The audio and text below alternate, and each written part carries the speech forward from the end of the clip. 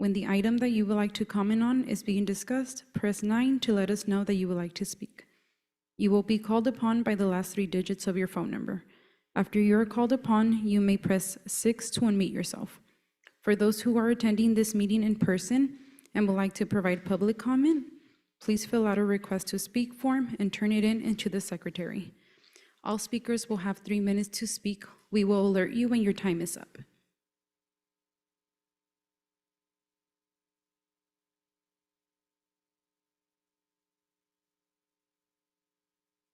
Moving on to public comments on non-agenda or non-public hearing items. Secretary, does anyone wish to speak? If you are attending this meeting in person and would like to comment on non-agenda or non-public hearing items, please fill out a request to speak form and turn it into the secretary. If you are participating via Zoom and would like to comment on non-agenda or non-public hearing items, please select the hand icon to let us know that you would like to comment. If you are calling in and would like to comment on non-agenda or non-public hearing items, please dial 9 and then 6 to unmute yourself. I will wait a few seconds.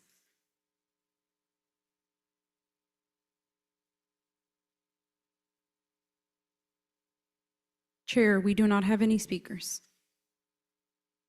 Thank you. Moving on to the consent calendar, where it is one motion for all consent items unless an item is pulled for separate discussion.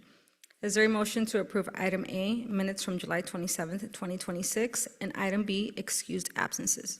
I'd like to move item A and B. Thank you. We have a motion from Commissioner Wu, I second it.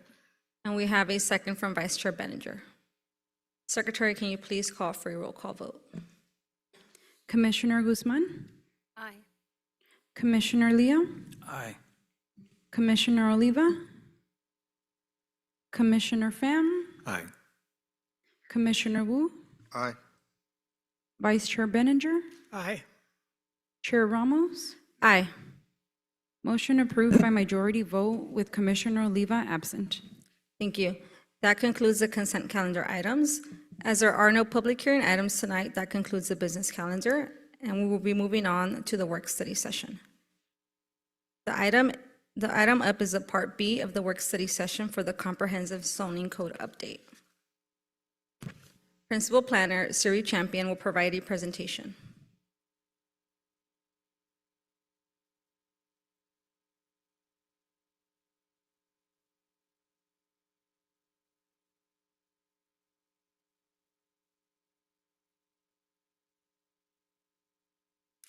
My apologies for being clumsy through this.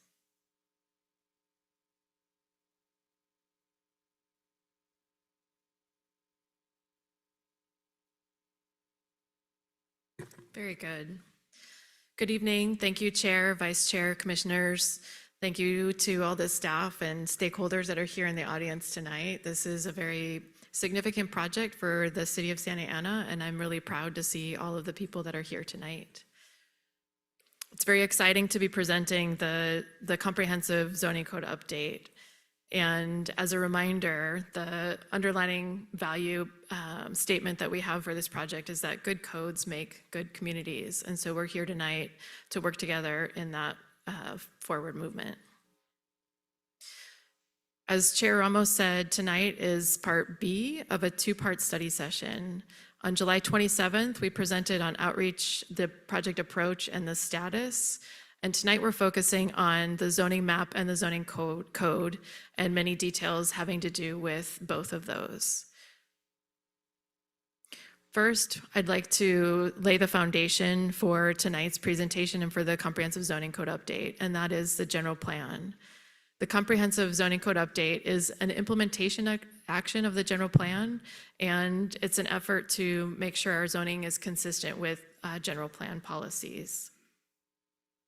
So first, I wanted to share the core values and the planning principles that we use in the Comprehensive Zoning Code update. The general plan has 5 core values, which are health, equity and environmental justice, education, culture, and sustainability. And it's working toward these with these core values that we are presenting the Comprehensive Zoning Code update. The principles that we've really worked with involve multiple. First, housing production is an important part of what we're trying to achieve or continue to achieve, actually, I should say, because Santa Ana's done a great job at housing production, but we can and need to continue with housing production. Economic development is an important principle for jobs and the overall economy. Health and environmental justice are important because we need to have healthy communities and we need to have fair, equitable communities as well. Lifestyle and livability have to do with the way that people want to live their lives, both in more traditional neighborhood settings as well as in more urban places in the city where they can go obtain services, shop, dine, get entertainment, and so forth. Sustainability and resilience is important. We are talking tonight about making changes to the city that will facilitate use of transit and other aspects of sustainability and resiliency through the smart use of land. Neighborhood character and preservation is important. Many of our community members want to see their neighborhoods remain as they are, if not be enhanced. And so character and preservation are an important part of the code. And then finally, streamlining entitlements is an important thing because we need to be processing applications for development in an expedient manner for the good of the city. Diving into more specifically general plan policies, we've aligned the principles that have underlaid the project with the different policies of the general plan. With respect to housing production, there are about 17 policies. With respect to economic development, we identified 25 policies. With respect to health and environmental justice, we've identified 20 policies. And for lifestyle and livability, 14 policies. For sustainability and resilience, there are 32 policies that relate to zoning.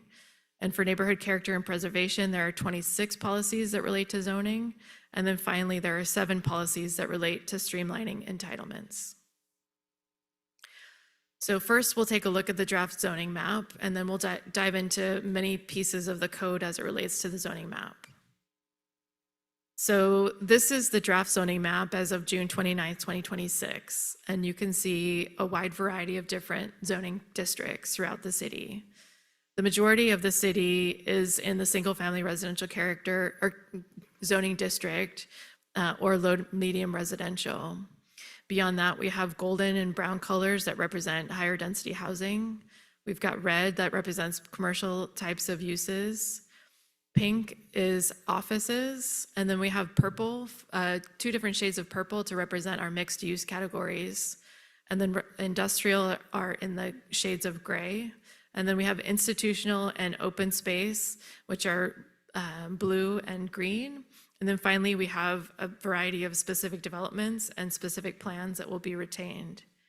At the very bottom, you'll see supplemental standards districts, and these are a few different districts on top of the zoning districts that I'll describe later in the presentation. So first of all, we'll look at areas where there are no changes that are proposed. And these are all in the spirit and fall under the principles of economic development, housing production, lifestyle and livability, neighborhood character, and preservation. So there are key ordinances that we've adopted recently that will not be changed. Those include the A-frame ordinance, the group homes ordinance, and the smoke shop ordinance. And then there are more long-term policies or ordinances that have been in place, including the Affordable Housing and Opportunity Creation Ordinance, which has to do with inclusionary housing. And then we have a handful of specific plans that are being retained and specific developments, including for specific plans, we're retaining the Harbor specific plan, the Main Place Mall, the Village specific plan and related Bristol. And later you'll see or hear about rezoning of Midtown specific plan and the Bristol Street Corridor specific plan. With respect to specific developments, we currently have 97 specific developments. And through this project, we would be rezoning a significant percentage of them and arriving at a total of 39 remaining specific plans, specific developments. For supplemental standards districts, we actually have 2 different maps that show height exemption areas and adaptive reuse incentive areas. These will be retained, and not only will they be retained, but they'll appear on the zoning map to minimize how many maps a person has to go to understand the policies and standards of the city.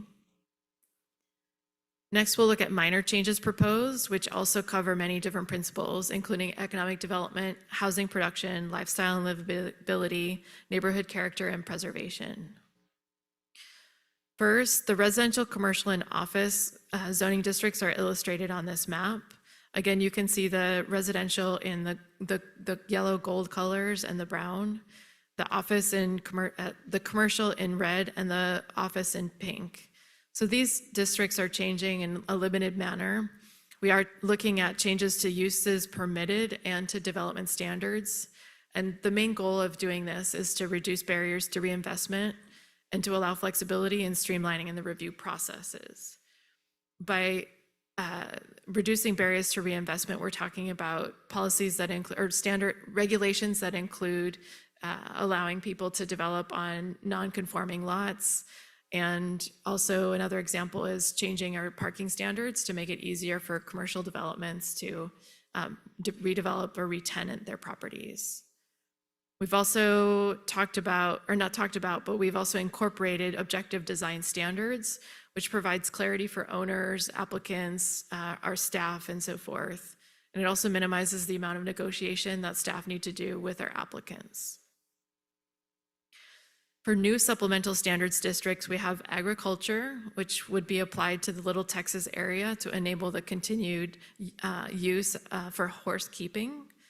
Architectural resources is a special area, or is applied to a set of areas in the city where we have historically sensitive areas that have been identified by the city council.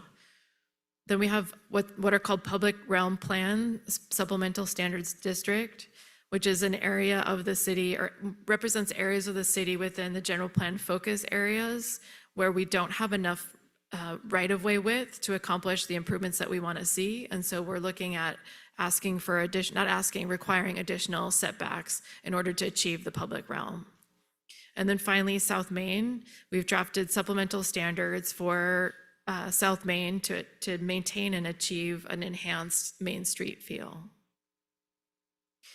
Next, we are proposing some changes to standards applicable citywide, including off-street parking. We have drafted regulations that simplify parking for single-family residential and multifamily development. We also have made some flexibility for commercial development, as I previously described. And then next, for signage, we've increased the number of sign options to business owners, which will improve their visibility. Another change is the incorporation of a minor conditional use permit, which would be a discretionary land use entitlement under the decision-making authority of the director of planning and building. Many examples exist, but I've included several here, including indoor commercial recreation, adult daycare facilities, and other examples include large retail establishments, vehicle rentals, laundromat, and so forth. The map here illustrates the specific developments that are to be removed. And this map shows the rezoning that's proposed. So you can see that the specific developments are a wide range of them, including residential specific developments, more commercial specific developments that would go to mixed use, and then some industrial specific developments. So we do have some major changes that are being proposed, which are based on some significant changes that were made through the adoption of the general plan in 2022. Those major changes are also in the spirit of economic development, housing production, health and environmental justice, lifestyle and livability, and sustainability and resilience. These major changes occur largely in special planning areas. So including the 5 focus areas identified in the general plan, as well as a few others. The 5 focus areas include West Santa Ana Boulevard, South Main Street, South Bristol, Grand and 17th, and the 55 Freeway West Dyer Road area. In addition, we have a few other special areas that are being rezoned or proposed to be rezoned.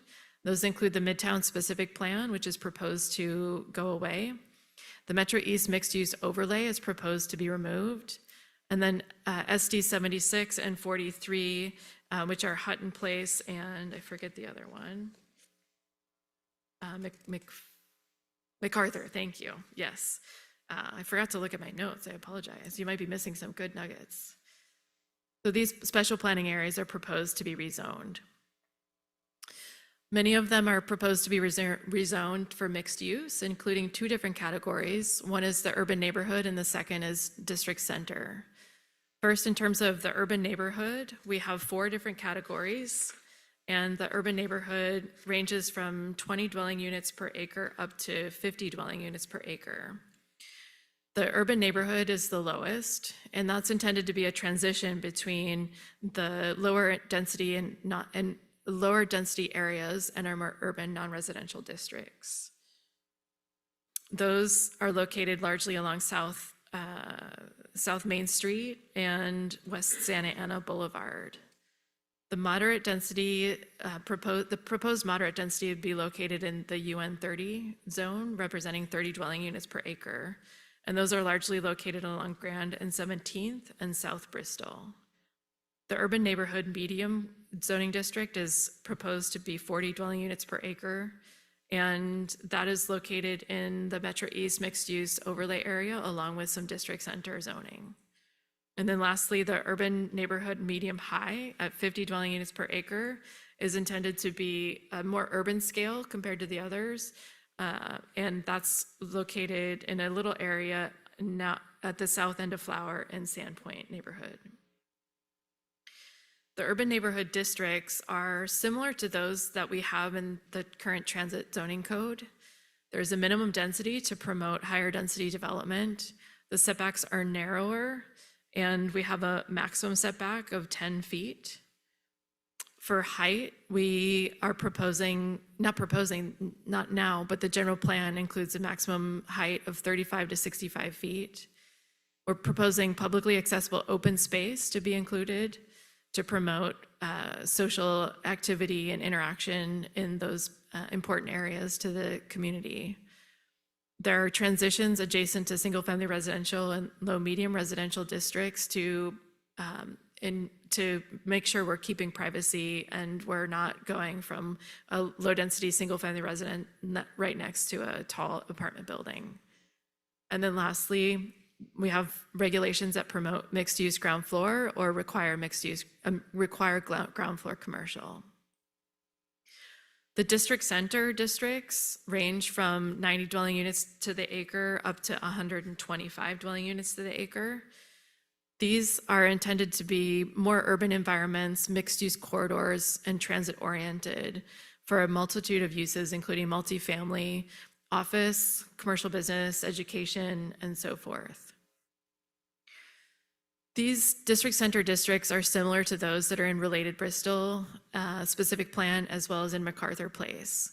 So we're proposing a minimum density of 20 dwelling units to the acre, which supports townhome style development, which is really in high demand in the market right now, as well as other types of more moderate density developments.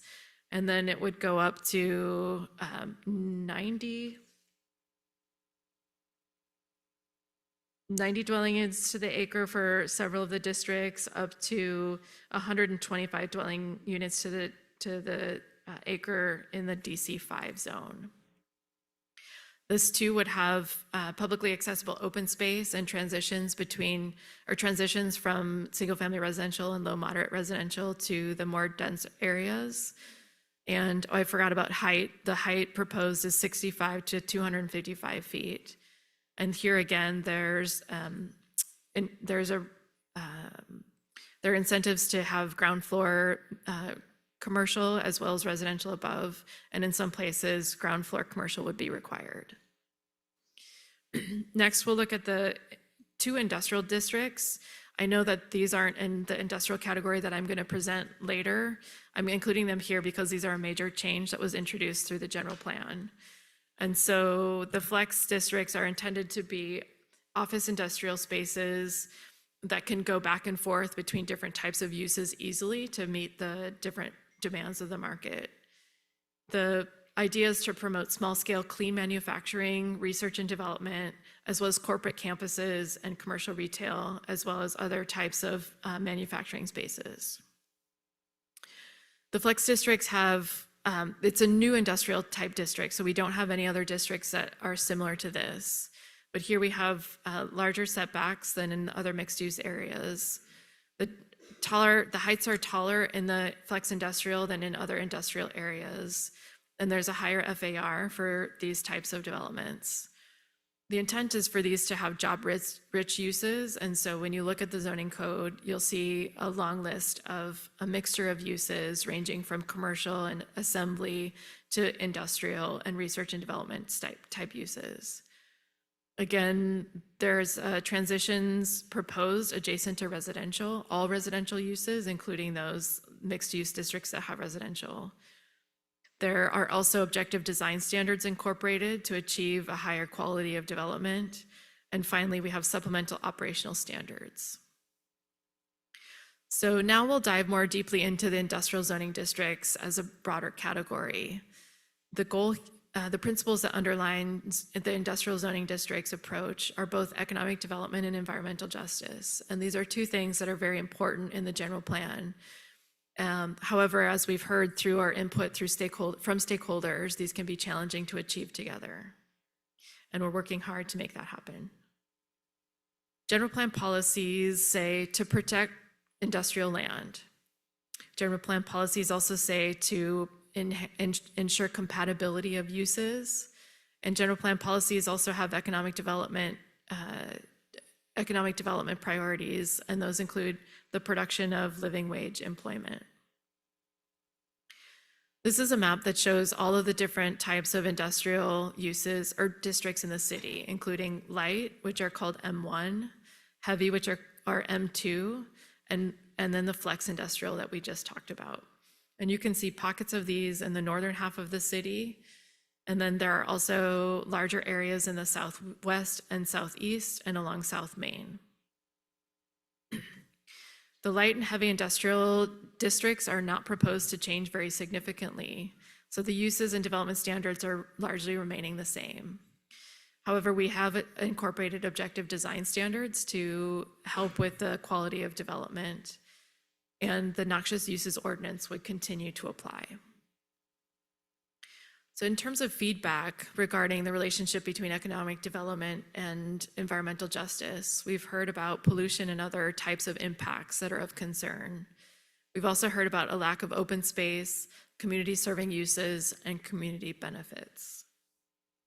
From the business community, we've heard about nonconformities and what might happen to a use if zones or standards change.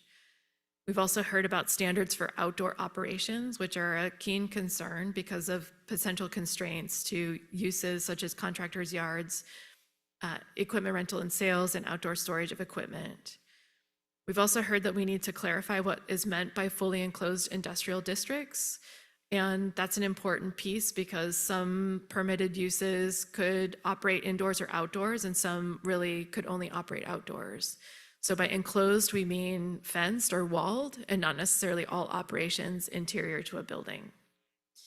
We've also heard from the business community about reconsidering the residential industrial interface districts near Century High School. And we've heard about applying flex and residential industrial interface standards to new uses, but not existing uses. So really, we're looking at a trade-off approach, which is to create buffers and improve air quality while maintaining the ability to have industrial businesses in the city.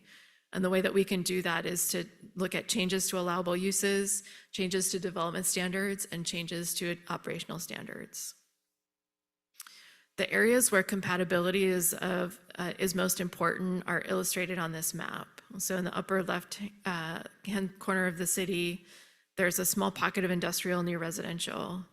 In the southwest, there's a strip of industrial that's immediately adjacent across the street along Fairview to residential.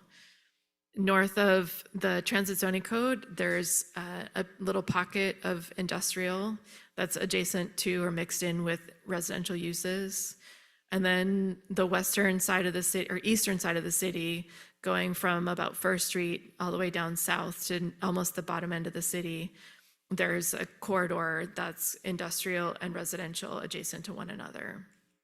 And that includes communities such as the Cornerstone Village community, Madison Park, and Delhi.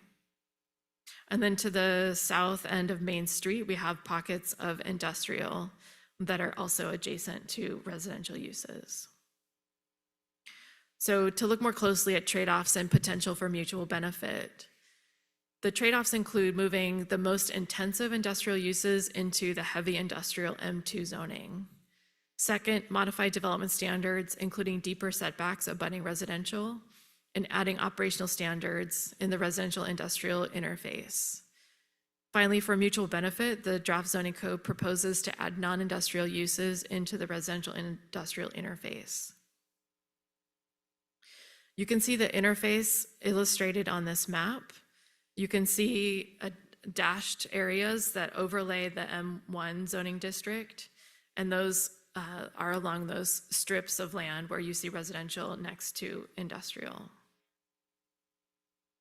So the residential industrial interface would allow for the operation of enclosed industrial uses, offering increased opportunities for non-industrial uses, and have a set of supplemental standards that guard neighborhoods and other sensitive uses to those industrial impacts. Generally speaking, this area applies on properties ranging from 300 to 1,200 feet from sensitive land uses. I know this is a lot to read in one slide, and I don't expect you to read it, but I wanted to illustrate that we've made a concerted attempt to identify non-industrial uses that are appropriate in the residential industrial interface. And so we've done things like change commercial recreation indoor to a minor CUP. We've added commercial recreation outdoor and added fitness facilities. We've added things like adult daycare, which is increasingly in demand given our senior population. We've added things like business and professional offices, veterinary uses, grocery stores, hotel motels, commercial businesses, and so forth. In terms of operational standards in the residential industrial interface, we've talked about applying standards. We have the standards that exist citywide, which includes screening of outdoor storage, loading areas, and other outdoor business activity. But in the residential industrial interface, we're proposing additional operational standards, which include limitations on hours for excessive noise or vibration. And it includes enclosed operations. It includes more restrictive standards for air emissions and dust, restrictions on hazardous materials and waste materials, and finally, limitations on truck parking, loading, and idling. As mentioned previously, the noxious uses ordinance would still apply. We've made one change that's proposed to the noxious uses ordinance, which is consistent with what was changed for the transit zoning code. And that is to apply the noxious uses ordinance when a primary business operation involves any two or more of the following. So instead of just business operations, generally speaking, it's the primary business operation. And I won't read the list there. Again, there's a lot to it, but essentially it's whether or not a business emits or generates emissions, exhaust, whether or not they're handling regulated compounds or hazardous materials, chemicals, or substances. If they have operations that require an outside permit, if they're storing, processing, or disposing of hazardous waste, or if they're not within a fully enclosed building, and located within 1,000 feet of a sensitive use, including residential, schools, and parks. Noxious uses ordinance requires a CUP in all districts, but they're prohibited outright in the industrial flex district because of proximities to the residential and combined with a desire to see cleaner technologies and corporate campuses in those industrial flex areas. And the nonconformity section has remained unchanged as proposed in the draft. So we're reaching the end of the presentation. I'm sure you're thankful for that, and you're ready to start discussing. But first, we wanted to share the remaining steps just to remind you of what happens from here forward.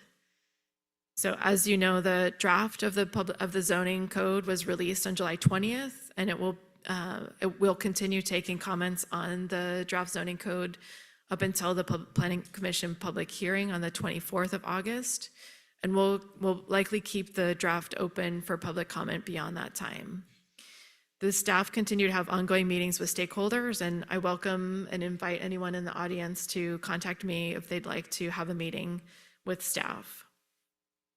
In terms of upcoming milestones, we have the Planning Commission public hearing scheduled for August 24th. Those notices have gone out to property owners and occupants citywide, as well as being noticed in other areas. On September 15th, we are planning a city council study session. And October 6th, we're planning to have the first reading and public hearing with the city council. So if you have a pen and paper or a phone, take a picture of this, and please feel free to contact me if you have any questions or comments or would like to organize a meeting with staff. Finally, it's time for discussion and questions. And the key discussion points that we're hoping to hear from you on are the zoning map, the residential industrial interface, the new zoning districts, including those mixed use districts and the industrial flex, as well as the new supplemental standards districts, including the architectural resources, the public realm, and the South Main standards. And then we'd like to hear about parking and signage and the minor conditional use permit. With that, I will close the presentation, and I'm available for questions if you have any. Thank you for the presentation. And I just want to inform the public of the process here. So now is the time for the commission to ask any comments or questions of staff. After that, we will take public comments from the audience. After that, the commission can ask additional comments and questions. And then that would essentially be it for tonight. So I'm going to go ahead and take any questions or comments that the commission might have for staff. And if I can ask as a favor, can staff please bring up the last slide on the topics that you hope will ask questions on tonight? Thank you. Who would like to begin? Commissioner Pham, go ahead. Thank you. I'll get out of the way. I was hoping for some clarity on the zoning map where it looks like previously, and obviously the map is really big and the zoning code has a lot of changes. So I'm just gonna do some nitpicky overview of certain areas for explanations. Previously we had SFRs, R2s, but now it's rezoned to just, I believe, SFR. And then there is a 7 unit per acre designation to it. I wanted some clarification on, it's a single family property, but why would there be a 7 unit per acre designation on it? Thank you for that question, Commissioner Pham. So the density of the lowest density residential district, the single family residential district, is 7 dwelling units per acre, but that doesn't mean you can have 7 units on an individual parcel. You can develop 7 units per acre when you're creating new properties.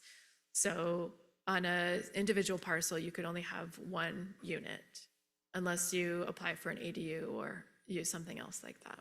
Okay. And then, state law currently has SB 9 designated lot splits, urban lot split, only applicable to single-family zone parcels. Previously, there are parcels that are zone R2, which would designate it as a multifamily lot, but now we're down zoning those R2 lots down to single-family lot. Would that then open the door for more parcels to be would qualify for SB 9? That was my train of thought when I saw that. First, to clarify, through this process, we are changing all of the zoning to match the general plan. And so those types of policy decisions have already been made by the city council. All right. And there isn't a direct correlation between SFR and the current R1. Instead, it's dependent on what the general plan said. So there may be situations where a current R1 goes to R7, it might go to R11 or R15. The densities that are in the general plan, meaning. So it isn't necessarily the case that we have more opportunities for SB 9 lot splits and the like. Instead, we could do that calculation, but I don't believe that we are ending up with an increase in those overall numbers. Okay, so it's not that we're rezoning down, it has to correlate with the general plan as well. Correct. And then I'm pretty sure it's just a matter of tabulation, but previously the schools were calculated as open, or shown graphically as open space. Now they're shown as institutions space in the zoning map. Previously, we didn't calculate the schools as open space, or, you know, the city's open space, right? Correct. We would not have. Okay, so then that wouldn't change. We wouldn't have less open space technically on paper, even though the map shows less green, you know, less green hatches. Correct. You know what, that's it for me, yeah. Thank you, Commissioner Pham. Commissioner Wu. I want to review Article 1, page 1, and this has to do with the purpose and authority. The zoning code and this chapter is enacted based on the authority vested in the city of Santa Ana as charter and the Santa Ana Municipal Code and the state of California, including but not limited to the state constitution, planning zoning law, California Government Code 65800, and the California Health Code. In other words, the City Council, Planning Commission, and Planning Department is vested with the authority to follow the general plan and establish those visions that you showed in the first slide for environmental, saving neighborhood, and all those kind of stuff, right? And so also you're vested with taking that general plan and updating the zoning codes. Is that correct? Correct. Okay. Then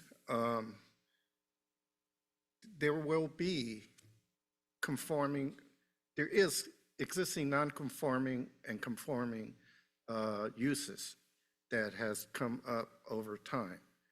And so as those arise, it's up to the property owner to either conform or seek a permit for non-conforming use, right? So there's a process in which we go through to answer those things, and there's a process for comments from the public when they arise. Is that correct?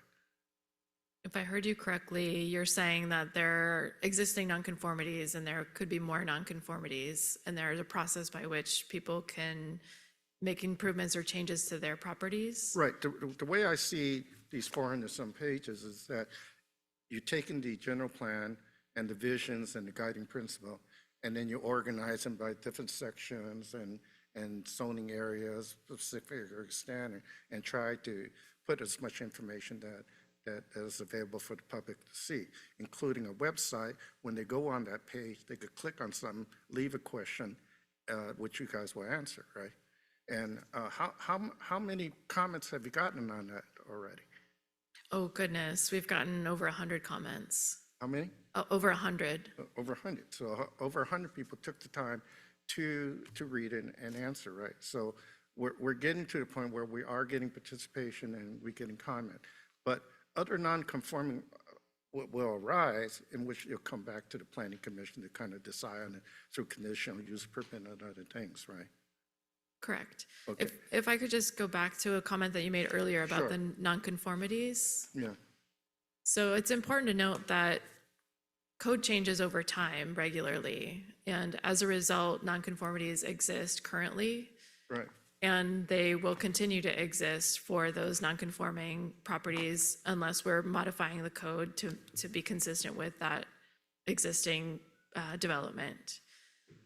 And Yeah, go ahead. And the nonconformity section does allow for properties to be maintained over time, but the concept is to phase out nonconformities as time passes so that they can be replaced by new developments that are in more demand. Yeah, so you know, the enforcement of the zoning and the application of the zoning for the property use are all in play there, and they will arise, and we will have a chance to adjust for it, comment on it, and use the new guiding principles and value systems, right? And the point I'm getting to is that this is no mean crystal ball that can encompass everything, but it's a well-done, organized way of looking at each of the zoning areas specific area.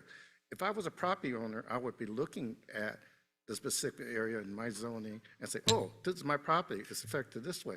Now, am I in compliance or am I not in compliance? If I'm not in compliance, what do I need to do? So that's where I would find that number, call you and see what I need to do to continue operating my business in that property. So that's the opportunity there, right? It's not that you're coming down to them and say, okay, get out of here. So That's true. it's just a guideline to talk about uses of the land and property, and we're trying to clean things up along the way. So now to get to the districts, you're taking the major businesses where the large housing development and office building and research, but there's another series of small businesses because I also am involved with the Black Chamber of Commerce. We're also looking at the small business. And I'm looking at 17th Street from Bristol to the 5 freeway. And there's a lot of old office buildings and retail shop, and they're all out of business. And they're looking for new things. Like there's a blind store where you get blinds and shades, and that's gone. And there's a bakery that's kind of gone.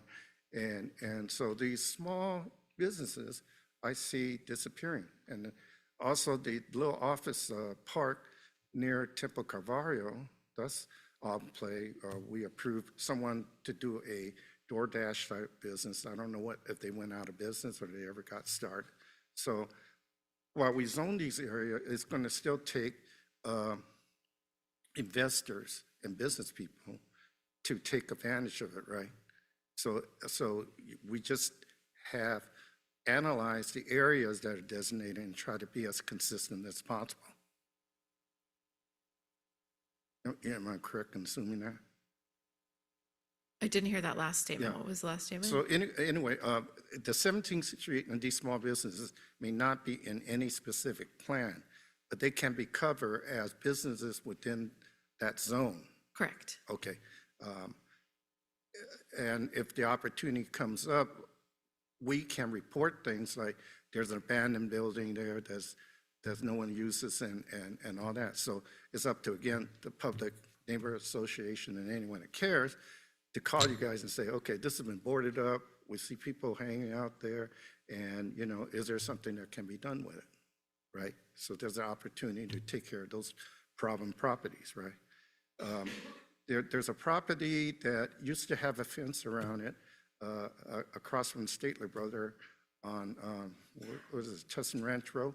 And we're waiting for, I think we approved a fast, what you call it, like a 7-Eleven property to go on there, but they haven't done anything yet, right?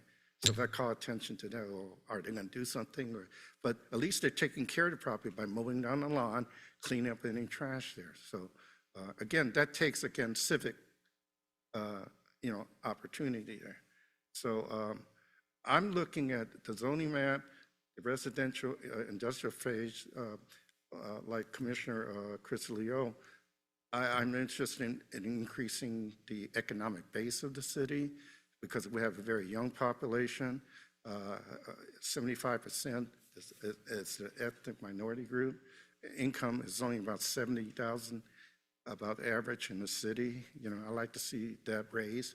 So the only opportunity for raising it is not only more residential property, but residential property that generate revenue and income so that we could support the services that we want as well. So I think you got a balance of that, looking at the areas that you're trying to develop, looking at Main Place, looking at Bristol, Main Street, and all these other districts. So now as parking go, I think, as everyone has complained, parking and traffic is one of those things that we got to mitigate in some way or another. So those are just some of my view in looking at that, looking at the authority and the opportunity to participate in change when we get very specific about it in terms of informing the planning department so we could work together in resolving some of these. Thank you. Thank you, Commissioner Wu.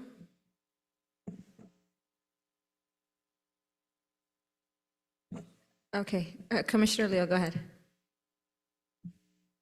Okay, let me start off. First of all, it's a lot, thank you. Second of all, people asked last meeting, I didn't get a notice. I got 2. I don't know how many you sent out, thousands probably. People, please look in your mail if you live in Santa Ana or your business. You got 3, there you go. See, so city is notifying people. This is one way, they're notifying people. For me, it comes down to Santa Ana's competitive advantage, and I wanted to ask you a little bit about that, because zoning is tied to the general plan, which is tied to lots of things that you talked about, right? When I think about, you mentioned housing, well, we're way above the RENA numbers, and we're now picking and choosing what we want. And if you listen to our residents, there's too many people, right? You talked about lifestyle and open space, and Val mentioned open space. There's 3 schools that could close because population's declined. We could have 3 new parks. But they don't show up on the plan because the school district hasn't closed the schools. It's a lack of students. So there's open space, possibly housing. School district has to decide, and hopefully soon. You talked about, there were some other ones in here. Neighborhood character. We do really well at trying to protect neighborhoods. As you know, many of them have one way in, one way out, not gates, but one way in, one way out. They seem to be walled off. We try to keep heavy traffic out of neighborhoods. So that's what we can do. But we're the urban core of the county, so we have some other things we have to deal with. So I wanted to kind of ask you a couple questions and see kind of where it goes, because I have some questions on the industrial flex, but what do you see as, after doing this, what do you see as Santa Ana's competitive advantage compared to the rest of the cities in the county? What do we do well? What do we have here? What assets do we have here? And how do we enhance those assets through this process? Because as Commissioner Wu said, if we generate enough revenue, we'll be able to provide the services and the other things that the residents demand and ask for. So when you see competitive advantage, what do you see? What do we have from an asset standpoint? I think that's a great question, and one that I'm not sure I'm prepared to answer in total. But in terms of competitive advantage, I think we have a lot of opportunity and a lot of land that can transition over time into more clean technology and more campus-style development. And so let me, let's take that a little further. So would you say, I know recently we approved the Andorel project at the south end of town. I assume that's a version of industrial flex that you're, our industrial interface that you're thinking about, even though it doesn't abut any, well, actually, there's residents across the street, actually, now that I think about the homes off of Susan. Is that what you're thinking, like, when we look 3-5 years out, that's what we're hoping to do in other areas, to kind of do it in that style? Yes. Because there are parts of the city, you go down Dyer Road, I don't know how many buildings we slapped up along the 55, which is still Santa Ana, more buildings. Is that where we're headed, at least from a competitive advantage? Because when you go to other cities, they're completely built out, they have homes, they have a little bit of retail, and that's all they got. Is that one of our advantages? That's one of our advantages, and also we're creating opportunities for a larger building envelope, so higher intensity types of uses that fall under that category of the industrial flex. So for example, in the higher intensity industrial flex, I just lost the FAR. The FAR, Ricardo, can you remind me, the FAR in industrial flex is 1.5 and 3. 1.5, and so a larger building can fit in those places as well as a taller building. Okay. Because, go ahead.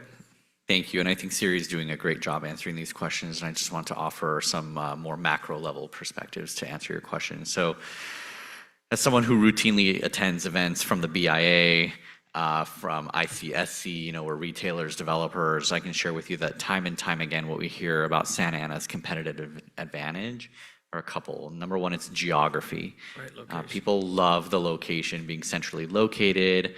We're a very fortunate city that in many ways freeways don't bisect us the way they do as much in other cities, right? Most of the time the freeways go around Santa Ana with the exception of the 5. They love the access to the airport. They love our rail access. So it's just not to sound cheesy, but it's just is unilaterally described as a great place to have a business. Secondly, what they often cite is access to our skilled and trained labor force. We have a very highly skilled labor force, a very highly educated labor force, and a labor force that is more positively working and living in Santa Ana.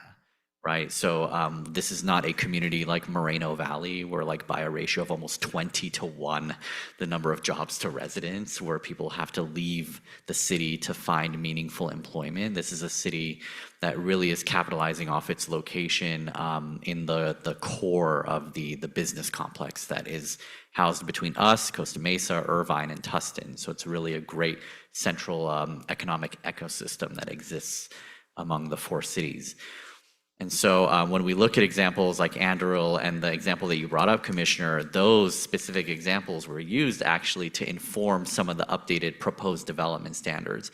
If this commission remembers, about 2 years ago, we brought forward that amendment to that specific development. It wasn't done for Anduril, by the way. It was just done because the Segerstrom family owned an asset and they said, hey, proactively, we think it's time for a refresh.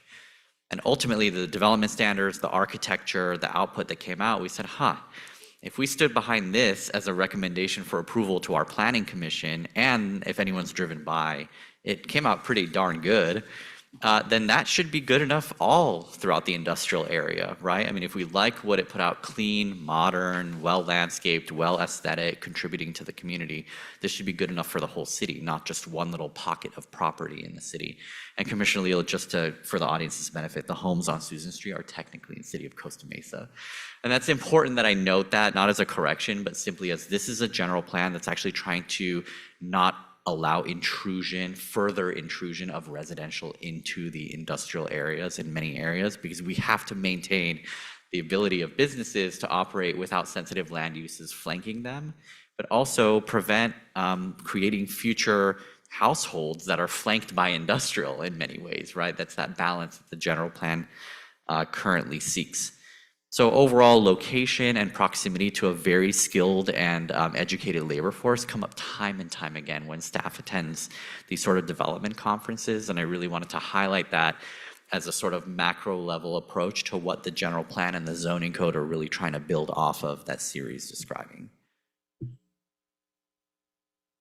Because before we used to hear the competitive disadvantage was we didn't have a general plan. It was all spot zoning. In addition to that, we also didn't have the infrastructure to handle some of it. I think people fail to realize that many trucks in this county go all the way through Santa Ana on a regular basis.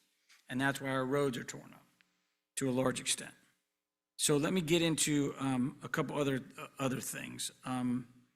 There's a lot, the 2 longest letters we got in comments, one was on environmental justice and the other one was on economics and business retention and development. They're kind of intertwined. And what happens in certain neighborhoods and communities that are in the urban core, they get pollution, they have no green spaces, and higher risk for other things. But at the same time, they lack jobs, lack access, and lack of investment. So they tend to go together. What I've seen over 30 years is there was an attempt by the environmental community to clean things up. However, the environmental community left behind large chunks of Santa Ana. And I'll give you 3 policies that didn't help Santa Ana whatsoever. You had the EV mandate. We started in 1990s, California. Did it ever apply to the working folks in Santa Ana? Did they ever get an incentive, a tax credit to be able to move up the ladder in 30 years? I'm not talking last week, 30 years. The state went through multiple mandates, and who benefited most from those so, in quotes, environmental policies? Newport Beach. Whoever could afford an EV. Not the people of Santa Ana, not the workers of Santa Ana, not the families of Santa Ana. Very few could afford it. Let's keep going. Let's talk about the recent attempt by some communities to ban gas stoves. Didn't work. AQMD decided not to do it, and here we are. Many of our communities, many of our older apartment complexes use gas, but there's no program to help them. They were going to say, convert over. At what cost? $3,000, $5,000 a unit, and no money to help them. Then we had this do-good law that has gotten in the way for mostly everybody called CEQA. It's a four-letter word. For some people, it's a good one. For others, it's a bad one. And over the last 10 years, the state has decided to start carving up CEQA because it got in the way of development. And it got in the way of housing specifically. So while we all care about the environment, and we think it's really important, it never trickled down. It never trickled down. And they made no access for it, and they say, yes, it's important. From my standpoint at this point, what we've done in this city is appropriate. And now we're headed towards, we need to keep the economic engine going, period. People are struggling. And we have high-skilled jobs. Rents are too high, everybody knows that. You guys turn on the TV, I don't have to tell you what's going on.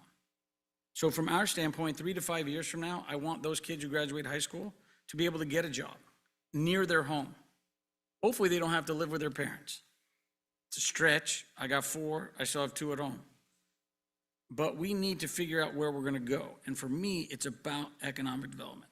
So as best we can do it, take input from the communities, try to create the buffers that we're trying to create. It's not easy. We just went through the whole mess around the train station. That's messy.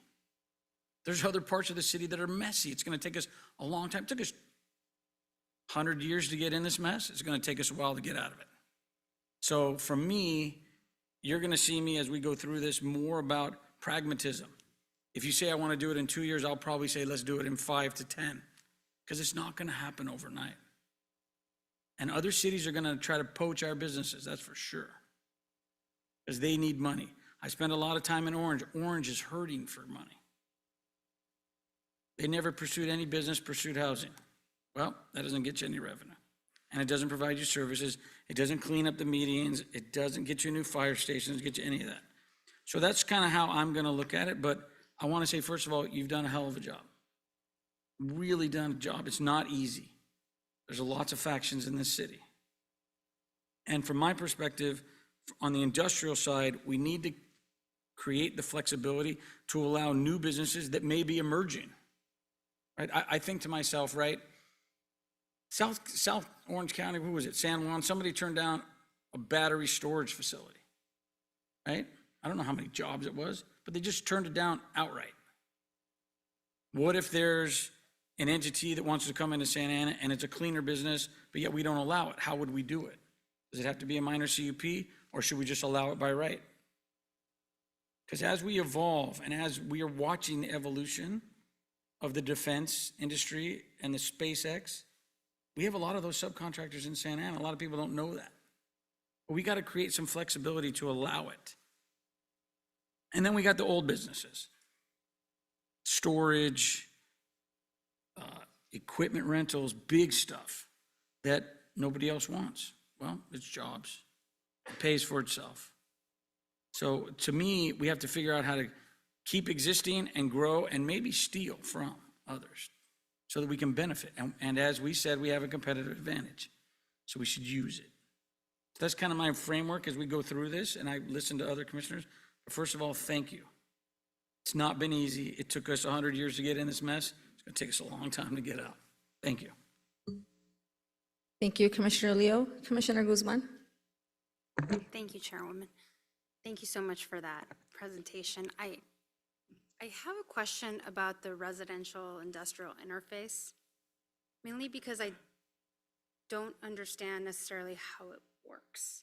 So I've been reading through the draft here, looking at comments, looking at the zoning map, but when is it an overlay? Or is it a buffer? How does that function between the light industrial and where you're establishing these residential industrial interfaces? What is that exactly? Sorry about that. You have the base zoning, which applies. In this case, all of the residential industrial interface is over the top of the M1 light industrial district. And then you have this district that combines with the M1, which is the residential industrial interface. And so it adds a layer on top of the M1. And because of that additional layer, we can allow for additional uses and we can allow for additional standards that apply in those areas. So in that residential industrial interface, there are additional standards being Correct. put on that area, Correct. correct? So, and from what I understand, once the zoning code gets adopted, the existing uses would become non-conforming or no? No, a lot of the uses would remain conforming Because it's an additional layer. because it's an additional layer and the M1 zoning would remain intact. Okay, got it. There are some that are uses that, like, I'm trying to think of an example, like the storage of, not noxious uses, not noxious chemicals, hazardous, thank you. Like the storage of hazardous waste. That's something that doesn't belong in the M1, it doesn't belong near residential, so that would be moved. That would, such a business would become non-conforming. Non-conforming, okay. I'm still thinking through this. I may have more questions, but I'm going to revert it back to the chair. Thank you. Vice Chair Benninger, would you like to go next? Thank you. I can attest to the fact is give Siri a call and she'll answer, and I appreciate the hour that I had with both you and Ricardo. Very helpful. And again, hats off. It's a heck of a large project, a heck of an undertaking, and there are people who are going to feel that they win and others feel that they lose. But as long as we are keeping in mind what Chris was talking, as Commissioner Leo was talking about, where are we going long term, and what are we doing to the city? And we do have a lot of advantages. I've heard an awful lot in the last 6 months as this discussion has taken place of what the advantages that we do have. Question I do have, has economic development group, and unfortunately those that don't know, we are going to be losing Mike Garcia to the city of Yorba Linda, but has his group looked at this plan? We have shared the plan with, or the zoning code with them, and we've also shared with CDA, or sorry, with housing within CDA. Okay. And was Margarita's group, Environmental Justice, involved? Absolutely. Good, good. And they both have given a blessing to the plan as is? I'm sorry, what was that? Have they given a blessing to your plan as being proposed? I don't think they've said blessing. Okay.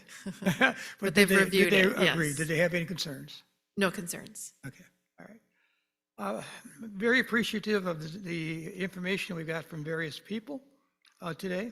And the one I'm going to refer to is the NAIOP letter that was coming up. And the one concern, so we'll just kind of take it apart. They talk about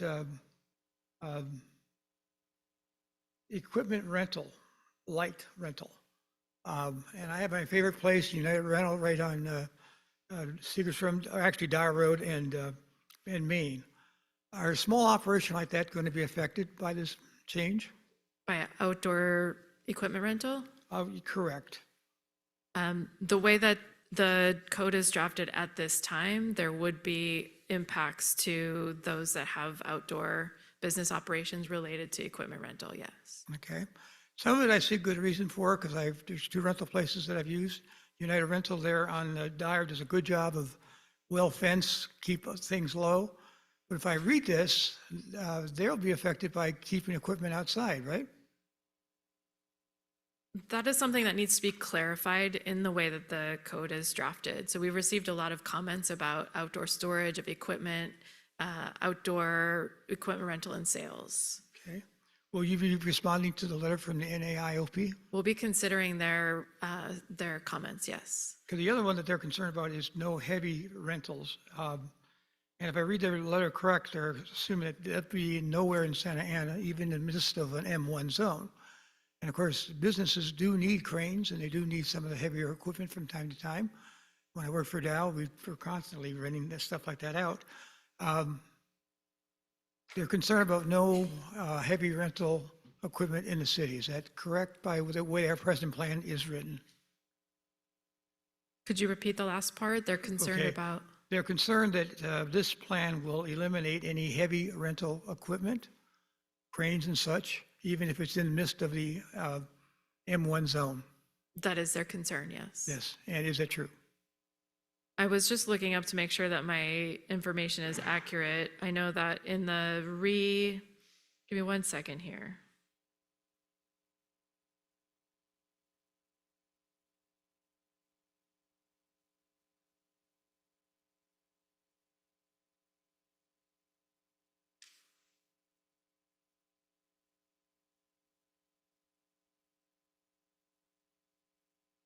I'm almost there. Go ahead.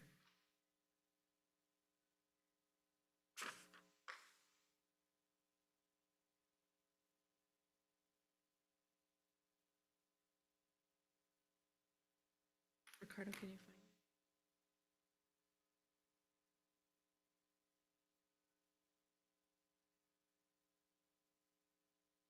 I'm looking at it.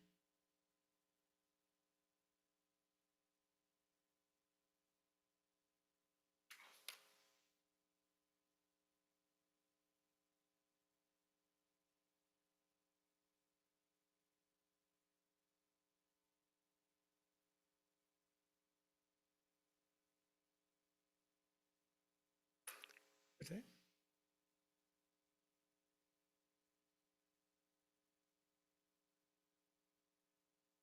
Andrew's going to be building a lot of drones.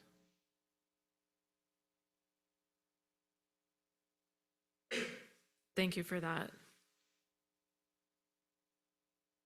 In the Flex 1.5 and Flex 3 districts, equipment sales and rental establishments heavy would not be permitted. In the M1 and the M1 with the residential industrial interface would require a CUP. In contrast, equipment sales and rental light would be permitted by right across the industrial districts, but there would be limitations on outdoor storage in the Flex industrial. Would that apply to, say, the Home Depot near my house that is actually, I don't think it's a residential area, I have to look at the map again.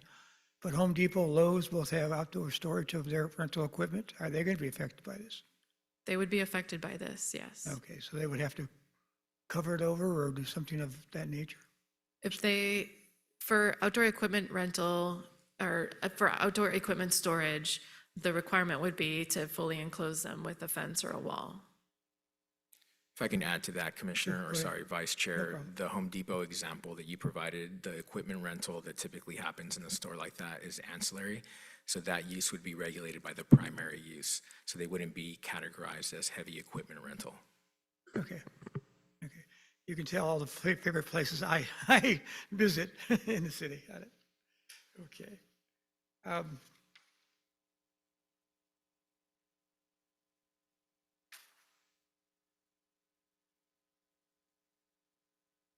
They also are concerned about limitations, and there is a project that you and I discussed, possible with a EV company that wants to put a training center as well as be able to repair. And based on the fact that if they do their repair indoors and not outdoors, they would fit into an M1 without a problem, correct?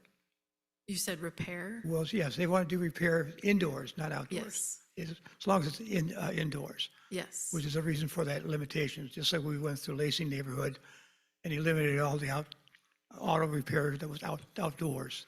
And that's really for just exposure purposes, people not seeing it. So, okay, I see their concerns there. Okay.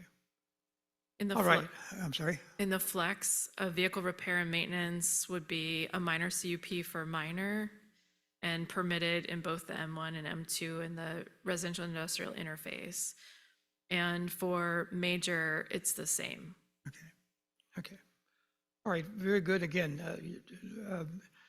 at Dow, we used to periodically say, did we earn our pay this week? And the only thing I can say to staff is you guys definitely earned your pay over the last few months putting this together. So very much appreciate it. Thank you. And Vice Chair and Commissioners, Just want to touch on a few just broad macro level concepts too. So when our staff is giving feedback about when a use is and is not allowed in a certain zoning district as proposed, let's just go back to the flex. The general plan that Siri was describing earlier, the vision, the images that you see are meant to evoke more like corporate R&D campus style developments. Now we recognize you don't get there overnight. It's not like if this code were adopted the next day we'd have applicants lined up, but that's the future vision. That's what your general plan wants to see over decades, right? When the general plan was being updated, this question came up repeatedly, which was, how is it, and I'm gonna be totally candid, how is it that Fountain Valley got that Hyundai headquarters building right off the freeway? How did they get the new hotels right off the freeway? How is it that Tustin got 2 hotels right off the freeway? How is it that Irvine keeps getting Hyundai and Edwards Life Sciences and all these businesses? And the answer internally was always, well, Santa Ana's a blue collar city. These businesses will never come here. That's internally what was being said in City Hall, right? So even at that time, I'm being totally candid, we were internally selling ourselves short on what the possibilities were, right? This approach that Siri's highlighting, as I think Commissioner Leo phrased it, is additive, right? So in many aspects, the uses that are permissible in the residential industrial overlay and the flex, it's meant to say, okay, we'll maintain what's allowed in light industrial, and then we'll sweeten the deal by saying, okay, by the way, in many other cities, like in Irvine, you see CrossFit studios now all over their industrial areas, right? You see indoor go-kart racing, right? Why is it that if they came to the counter today, we'd have to say, sorry, not allowed? Straight up, if a CrossFit studio came today to the counter, we'd have to say it's not permissible, right? If an indoor go-kart racing or indoor sport facility came, we'd say that's a conditional use permit. So that's a minimum $5,000 development review application with staff. You go through about 4 to 6 months of staff review to make sure high level everything's working out. Then you pay another $5,000 for a CUP to come to Planning Commission. Oh, by the way, the cost that you incurred also on the notification, the architectural plans, all that. Whereas in many other cities, it's either a staff level review, a decision with the director with some conditions maybe, or just go straight to plan check, right? So this is where what we're trying to do is take the general plan and say, okay, high level, what is it trying to achieve? And then nitty gritty in these use tables, how do you get there, right? But there are certain uses, and I remember Vice Chair Benninger, you brought this up during the transit zoning code. What is with this question about everything be indoor, right? I remember it, and the answer was because what we're finding in other cities, like our competitive surrounding cities, is that by and large, if the majority of the operations are indoors, then the 90% of the impacts pretty much go away, right? So that's how in Irvine on Von Karman Avenue, you can have like a logistics center somehow next to for sale condominiums, right? Not just renters, for sale. People are willing to actually put a down payment, have a mortgage in a quasi-industrial area, right? Why? Because largely when you're in that area, you don't see outdoor operations. Now, there are some uses by their nature that are outdoors, like equipment sales, equipment rental, right? You can't store bulldozers and cranes inside of a building in many areas. So that's where in those instances, like hazardous waste disposal, staff are proposing to just draw a line and say, it doesn't really matter how many operating and development standards you have, there are some uses that are just incompatible. Not only forget the residential, because I mentioned earlier, we're not trying to allow intrusion of residential, they're actually incompatible with their neighboring industrial business uses, right? Like having hazardous waste storage and disposal. Many business owners would agree they would not want that as a neighbor, especially in light of what happened recently in some surrounding cities, right? So again, I just don't want these points to be lost on the commission and our community about why these uses have been so delicately curated. But again, the feedback process tonight from the audience and from you is to tell us, did we get it right? That's the context I want to share with you guys. Thank you. With that, I'm going to ask a few questions and then we'll go to the public comments. So my first set of questions are on the residential industrial interface. So we just heard you explain to a previous commissioner kind of how that is going to work. And we heard that some businesses will become non-conforming. Can you please provide examples of what type of businesses will become non-conforming?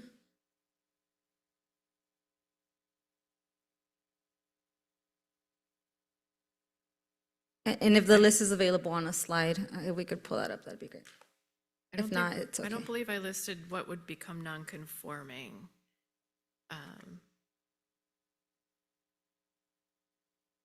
But among the non-conforming, is this what you're talking about, the non-industrial uses? No, I'd like to know what will become non-conforming when this residential industrial interface is added as a layer. Yeah, that's a good question. The hazardous materials storage and waste would become non-conforming. And there are a couple of others that I had on my notes, but I can't find them right now. I apologize. But there are a handful of the most noxious uses that would become non-conforming, and then the rest of them would be retained and would be subject to the operational standards and the development standards and the design standards in the code. Okay, I'm curious if other staff may know what other businesses are going to become non-conforming. Thank you, Chair. I was just going to add, the way the code is structured currently and proposed, it lists permitted uses. So the way you're framing the question, the number of non-conforming businesses that could be out there could be infinite, because we only list what's allowed. Anything that's out there that doesn't conform to the listed permitted uses would just be considered non-conforming. Okay, does staff know how many of the existing businesses in the areas where you plan to add this interface would become non-conforming, or the types of uses that they have? So many of the changes that are being proposed in the RE have to do with operational standards. So to be able to determine which business precisely would become non-conforming, we'd actually have to look at how each business operates to see if they conform with those operational standards. So that would be pretty challenging to see how each business is complying with the proposed operational standards. Thanks, and I just want to go back to the transit zoning code because that was this commission's most recent interaction with this concept, right? So as our planning manager just said, when it comes to the residential industrial interface, staff's approach is to say, look, we're not proposing to eliminate tons of uses and render buildings obsolete. The approach is instead more economically incentive by saying, again, I'm going to go back to conversations at City Hall for the 15 years that I've worked here. For a large degree of time, it was, hey, someone comes to the counter and says, can I open a professional engineering office in this industrial building? I draft plans, I have a team working. No, that's an administrative office use. That's not allowed in the industrial area. Okay, so the building was clearly built as an office building, but because of zoning, it was rendered already a little bit obsolete. In this approach, instead, it's an expansion of the menu of uses. So there's actually only a handful that would become non-conforming, to answer your question, like hazardous waste storage. But to the planning manager's point, the operating standards are what would change. So that is similar to the transit zoning code. We're saying, look, if you're in this area where geographically you are close to residential or schools or other sensitive land uses, in these areas, for example, your operations cannot result in 18-wheeler trucks idling on city streets anymore. All right? I would argue that that's not just good for the transit zoning code, that's just good citywide, right? We don't want 18-wheelers being left with their engines on with the noise and emissions and safety hazards blocking a roadway. That's just an example of what. Now, does that render a business non-conforming automatically? No, because the business, as we saw with the transit zoning code, some businesses actually came forward during the hearing process and said, I'm already changing the way that I'm operating because I didn't know my operations were impactful this way to the community. So there's still that opportunity through how they operate to become conforming to the code. It's not necessarily about what's inside, it's how it's being operated. Thank you for that clarification and for alluding to the transit zoning code, which for those of you that may not know, there were many updates similar to these that happened in the transit zoning code, which is by the train station where we have the Logan neighborhood, the Lacey neighborhood, parts of French Park. So that is very helpful. And I was asking because I was wondering what, if any, similar approach there had been to consulting with the businesses as we go through the zoning code update. Because I know with the transit zoning code, Margarita's team, I see Frank here, and planning worked very hard to literally go survey those businesses, see what they were doing, and see how they were operating. So I was curious, was a similar approach to that taken as some of these recommendations were being made for where there should be a residential industrial interface? Chair, thank you, because I'm just going to keep building on that. In some cases, the approach has been different, and I'll explain why. So for example, in the transit zoning code, the ordinance created a process for amortization, right? So the way that it ended at city council approval was that noxious, non-conforming businesses in the transit zoning code would be subject to amortization over a multi-year period with staff, right? It takes a long time. You go through studies, you do economic valuation, and then one by one, you go down a list. There is no proposed amortization in this citywide ordinance. So I said it before at city council, and I'll say it again. There's nothing in this proposed text that if this were adopted as written by the commission and council, that would give me or any of my staff the ability to go take away someone's keys to their business the next day. That's just not how the law works. Secondly, the geographic conditions are different. In the transit zoning code, because the neighborhood was built pre-zoning, 50 years before zoning, there are literally examples where it's like home, industrial, apartments, industrial, home, commercial, restaurant, home, industrial, like on one block, right? Because back then when they built it, it was just like whatever goes, right? We don't have that. We have an interface, right, where homes and industrial come up against each other, but we don't have the checkerboard pattern that we have in the transit zoning code. So while many elements were used to inspire this, it's not as wholesale of an approach to really eradication of industrial in that area through amortization.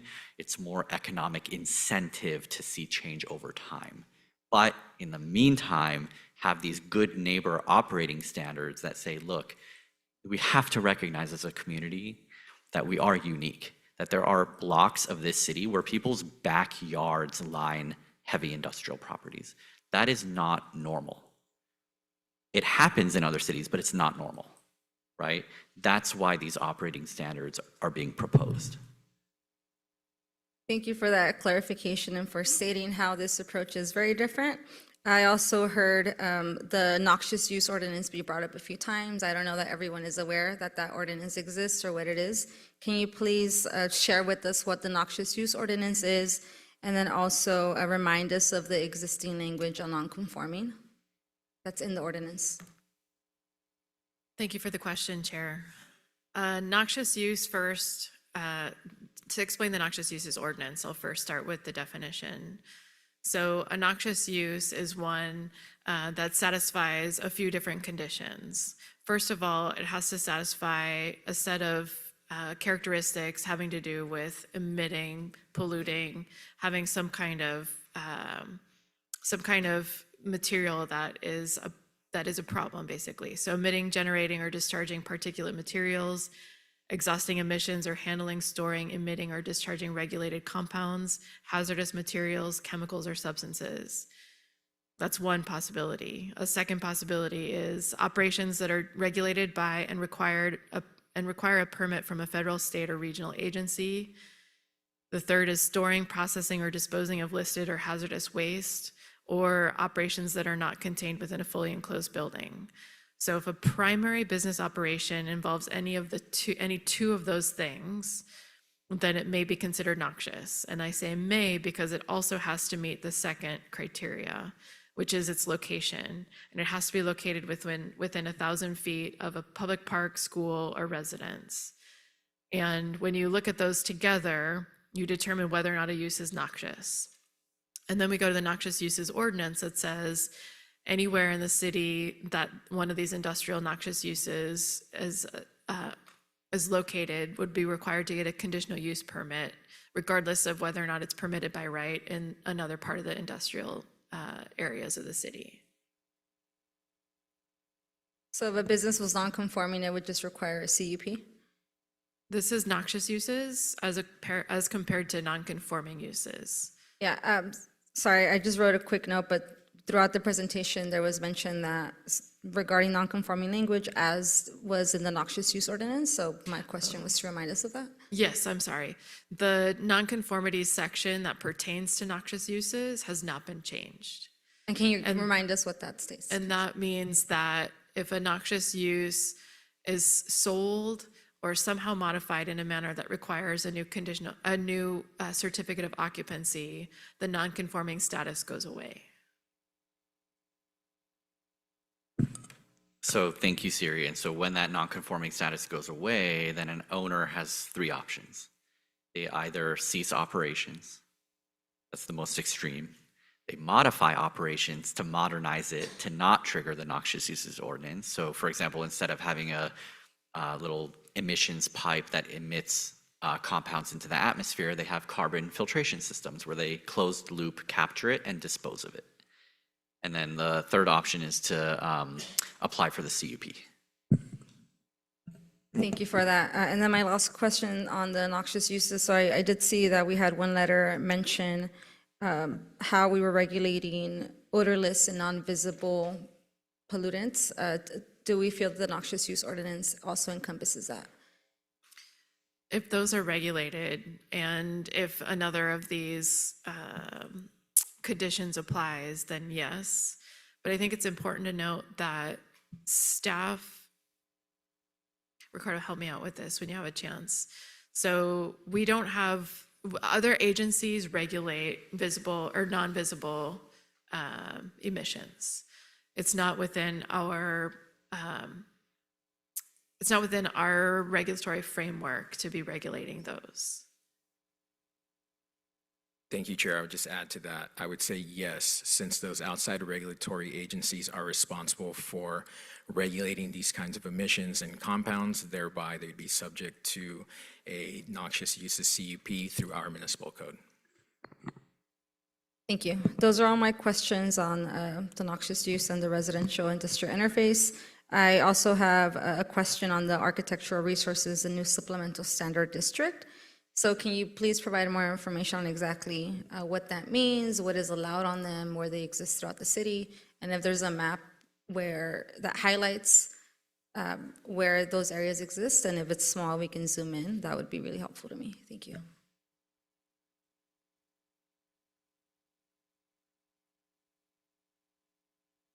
Okay, can we see my cursor if I point at the screen? Okay, good, we can. So Architectural Resources Supplemental Standards District is intended to apply in neighborhoods that have been designated historically sensitive by the City Council. Those are distributed throughout the downtown areas or close to the downtown areas, here south of the Transit Zoning Code, below Henninger Park. Are those the specific color? Yes, they have a outline. I don't believe there's a way that I can zoom in on this. Will you do Control Plus? That might work. I didn't realize that applies to PowerPoint as well. Very good. So we'll go up a little bit further here. So you can see, I apologize, I can't think of the names of the neighborhoods right now, but south of Transit Zoning Code, south of Henninger Park, up here. Okay, thank you. So Pacific Park was the first one. And then the next one was Wilshire Square. Go down. Yeah, that's Wilshire Square. And then keep going. Washington Square. Park Santiago. And then to the left is West okay. Floral Park. Thank you. And then Fisher Park up to the north above the Santiago Creek. And then Morrison Park. So those are mainly residential neighborhoods? Yes. And the intent of those standards is to create an environment in which, well, to maintain the environment. So it's context-sensitive standards, which means that the prevailing setbacks would apply to new development, prevailing height would apply to new development, and that type of thing, so that we avoid McMansionization of these neighborhoods. Thank you. And are there, does that supplemental standard district apply anywhere throughout the city, or like apply to any other type of use that is not residential throughout the city? The South Main Supplemental Standards District is similar, and that's the only place where we have a set of architectural standards that apply for commercial areas beyond the base standards. Okay, so with that supplemental standard district, it's essentially to protect and preserve historic resources. But does that dictate what new uses can or cannot exist anywhere a district is applied? The Supplemental Standards District doesn't alter, in the architectural resources case, doesn't alter the uses. The only place where it affects uses is in the residential industrial interface. Okay, thank you for that clarification. And then I just have two more questions that should be a lot faster. So I know there was a mention of parking and how some of these zoning code updates will facilitate parking. Can you just share more detail on how that is happening? Sure. The main place where we're facilitating, well, it's really about facilitating economic development, not facilitating parking per se, but it's creating opportunities for commercial developments to look at their own parking needs and to design projects that meet their parking needs as a whole. And to have the ability to kind of combine so that if you have two uses that are complementary, but they operate at different times of the day, then that parking can be counted once rather than having to multiply the parking requirements for each of the individual businesses. So is it essentially changing parking requirements or standards? I'm going to ask our consultant, Laura Stetson, to come to the mic, and she can do a better job of explaining than I can. Thank you. Thank you, Madam Chair. For the record, Laura Stetson from MIG, and I'm joined tonight also by Brent Gibbons from Interior Harnish, who's been working with us and staff on the project. When we were looking at parking, we were looking at parking, and I don't know if your question was specific to commercial or if it was looking at residential as well. Not specific to either. I just remember seeing on the slide mention that the zoning code would facilitate parking in some way. So curious as to what that means. But in terms of parking for residential, we did a really hard look at what the city's requirements are versus what best practices are for communities throughout Orange County and specifically nearby. So there was some minor adjustment to parking to really reflect what, as I said, best practices and industry practices are, so Santa Ana can remain competitive with other communities in terms of what it's requiring in terms of parking. For non-residential, for commercial and industrial, those were also examined for best practices, and I think the key thing that Siri is pointing out is that there's much more flexibility given to commercial centers to dictate what they think they need for parking, rather than looking at on an individual use base within a commercial center, because that changes over time. And so there's more flexibilities for them to provide what they think is needed for parking, because they want their customers to be able to park. Thank you. And then if you can just clarify, does this then change any residential parking? Does it make any changes to what is required for residential parking? Yes, there are adjustments that in terms of what's required for residential parking. I basically say, Brent, we reduced it a tiny bit.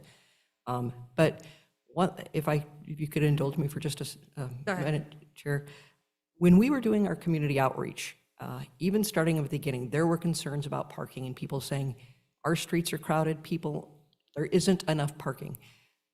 A lot of that has to do with the fact that there are older apartment developments in Santa Ana, and they were not built requiring multiple parking spaces for each unit. And so the concerns that people are expressing are associated with long-standing concerns because not enough parking was built from the get-go.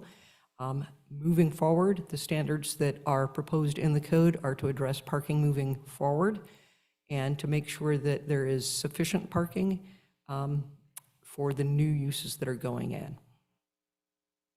Thank you. So the way that parking was assessed for the zoning code, then there was no, there was no interaction between that and the city's ongoing parking study? I can respond to that. Thank you. Yes, we worked with Public Works to consider the findings of their efforts and found that combined with some research that we had done as staff within the Planning and Building Agency. And what we found is that for newer development, the projects were parked sufficiently, even if they received a parking reduction through their development review process. We found that these newer developments have sufficient parking, and they actually had parking spaces empty during the daytimes.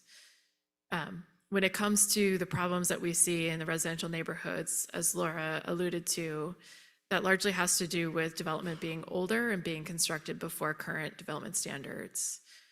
What we've done with the zoning code is to simplify the counts so that it's easier for us to calculate, but it's not a major change from what we have right now.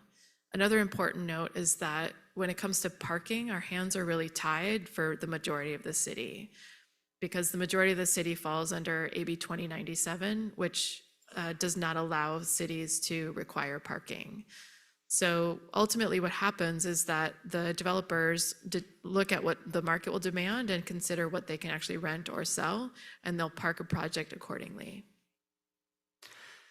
Thank you. So I just, for the sake of the community and the commission, I want to highlight a few proposed changes to parking. So for example, retail right now in Santa Ana, if you would just want to open like a T-Mobile store or a Panda Express to go, let's say 5 spaces per 1,000 for retail.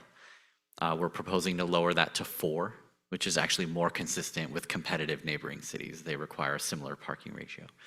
Offices right now, 3 spaces per 1,000.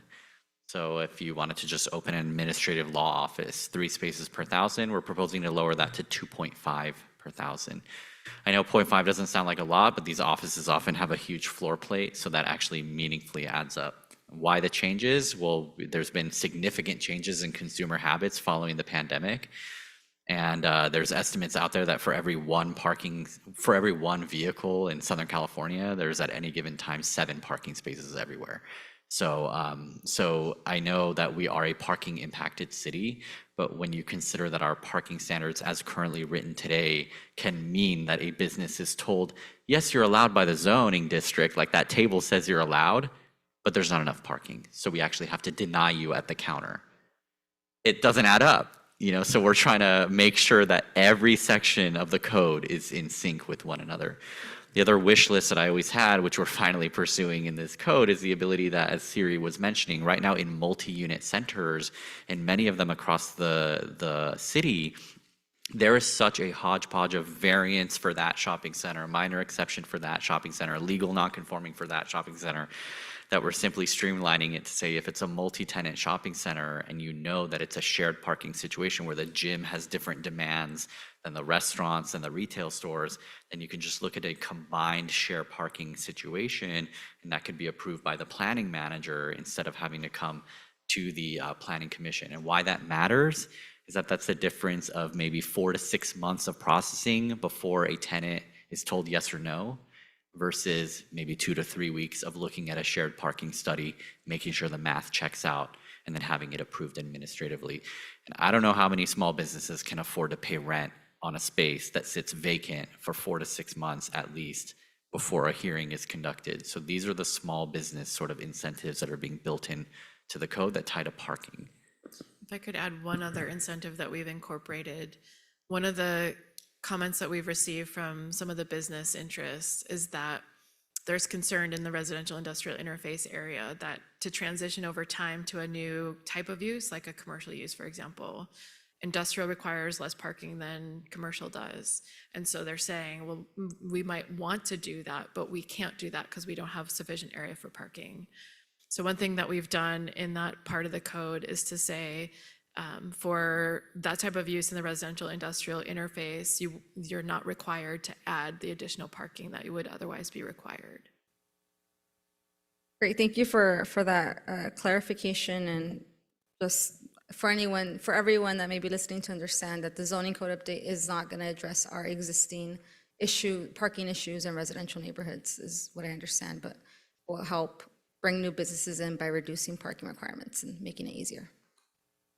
Great, and then my last question is on the environmental justice policies. So I think one of the early slides showed that there were 20 new policies in the environmental justice realm. So I'm wondering if you have a list of those that you can put on the screen, and if not, if you can list what those 20 policies are.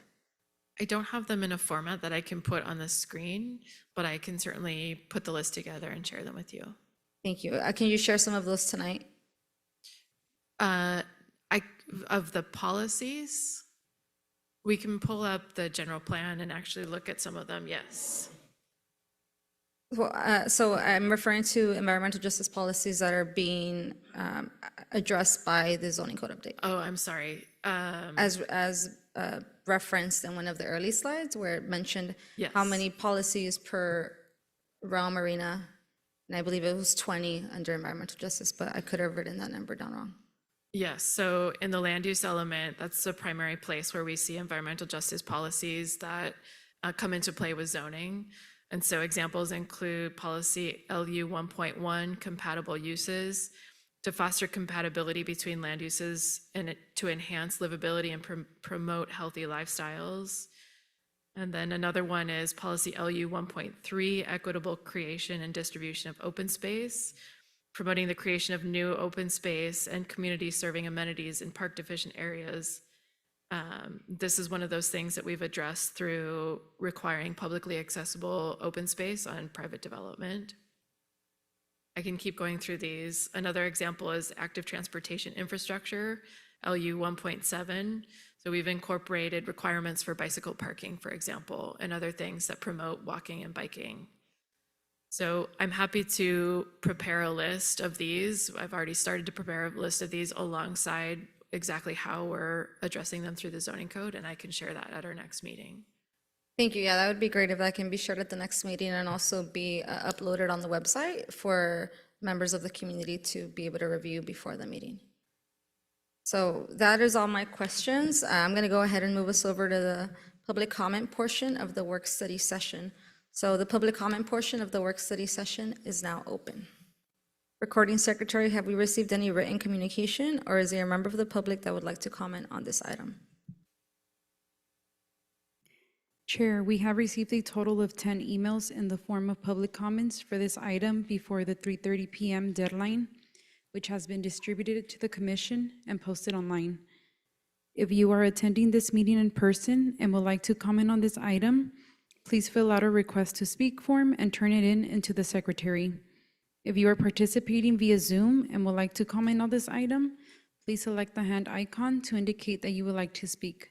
If you are calling in and would like to comment on this item, please dial 9 and then 6 to unmute yourself.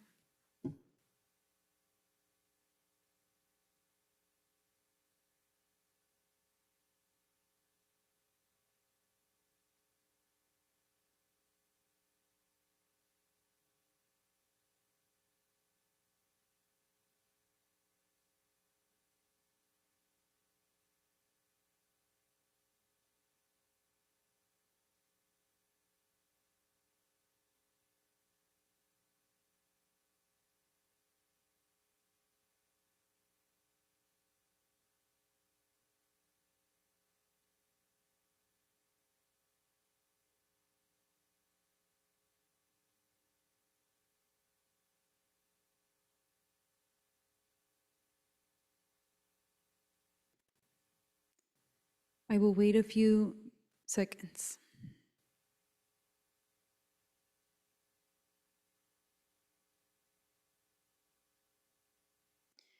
Chair, we have 14 speakers in-house and 1 speaker via Zoom.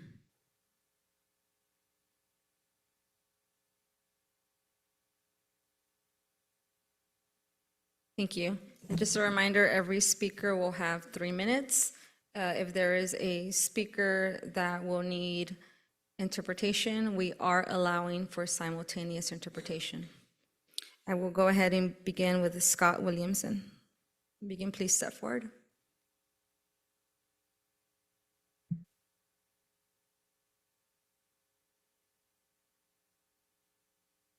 My name is Scott Williamson. I realize this is not a Q&A moment, so I'm just stating some concerns. I'm a 42-year small business owner and a 42-year small business property owner, currently in the M1 zoning between Dyer and Warner, just off Red Hill. Carnegie. I'm destined to be a DC2 zone. So retail, residential mix. And from M1 to residential retail mix. I'm not sure quite how I'm going to fit in that. I put in a call to Suri. Thank you for taking my call. And she was very gracious and said that it's nothing that will happen overnight. And they're not going to come eminent domain and tell me to leave. but I still want to know what it's going to look like, the transition, and what it means to my investment in that business property and my ability to do business, and how much time will that take? He did suggested that it's really developer-driven by somebody who wants to make it a DC2 property. And in my case, my business park is a condominium business park. So I have 16 unit owners that would have to be all brought together and agree. It would not be a simple task, so it will take time. But what does it mean to me and the value of my real estate? Do I sell now, quick, while I can, before this gets ugly? Or do I wait till the bitter end and hope some developer has to throw money at me?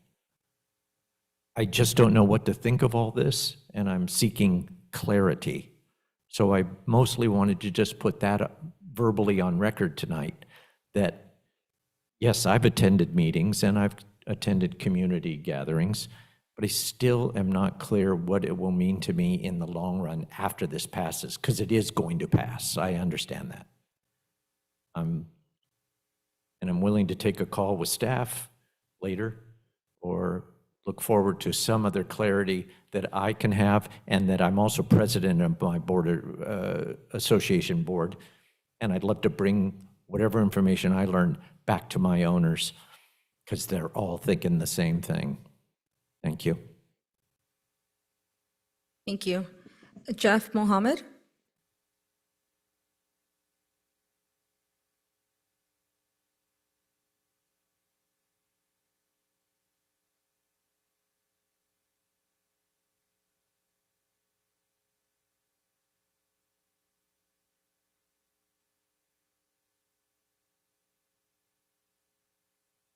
My name is Mohammed Qurashi, and I want to say good evening to all of you. I'm here because I'm being impacted with the new zoning. I've been in the city for over 40 years and own the property located at 711 North Fairview Street, corner of Fairview and Civic Center. I've been there 40 years. This property has always been commercial, even though it was residential since 1950. They gave a variance, and I've been there, and I purchased it in 2000. So I've been going through, or prior to this, me and my brother, we owned the property across the street, 720 North Fairview. It's a 18 to 20,000 square foot building. We were impacted by the school district and the city. They took over our building on eminent domain, and we suffered millions. They couldn't find another building for us. So with that in mind, I come here tonight not knowing if I'm going to be eminent domain again and lose a lot of money again. The suggestion has been they've rezoned the property UN 20. I've attended a lot of meetings with the city, and thanks to Siri, I found out today that I do not have to build residential on that property. I can keep it commercial. It's been commercial since 70 years, but it was rezoned to UN 20, and they kept telling me you got to put residence and business at the bottom. We talked to many developers, and they say it's not possible. You will lose money, nobody will come.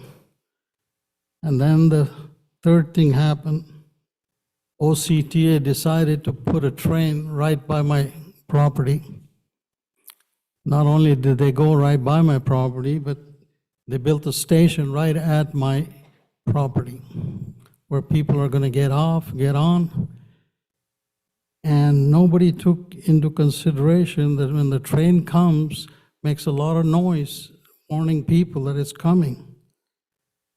And the signal drops, it makes a lot of noise.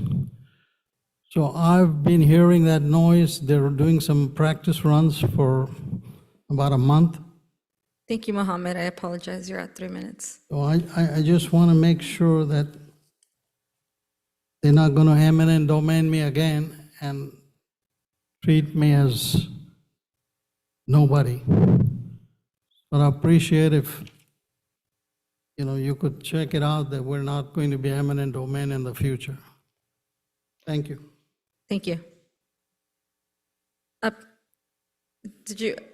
Jeff, I need you to fill out your individual speaker card, but you can speak and fill it out afterwards. Okay. You can speak now if you'd like, and then just fill out Yeah, I your was just individual. here with Mohammed here regarding the property at 711 North Fairview. We've been marketing the property with First Team Real Estate for about over a year now. We've had a lot of people come to us, like In-N-Out, other gas stations, car washes, a lot of different opportunities, a strip center,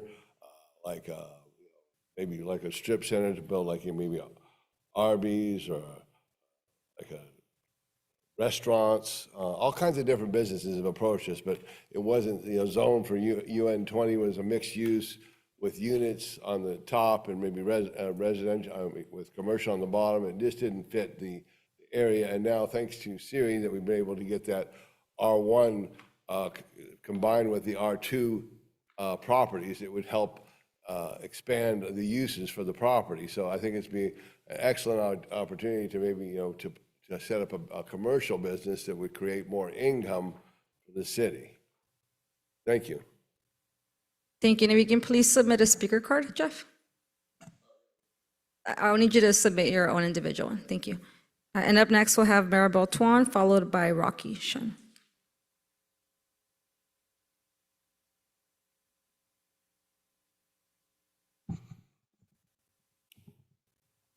Yes, my name is Maribel Tuan, and I am with New Song Church on 17th and Flower. And we are very concerned. We're very concerned about the rezoning.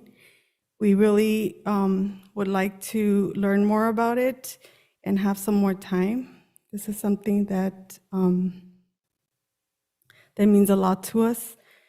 On behalf of our community, this is a message to create a strong, vibrant community for people to live in. You also need to have the right services available to support families in the neighborhood. New Song serves diverse communities from different socioeconomic backgrounds. The programs that we provide are important for the overall social determinants of health of the community, from a good education with scholarship prep to supportive services and spiritual support.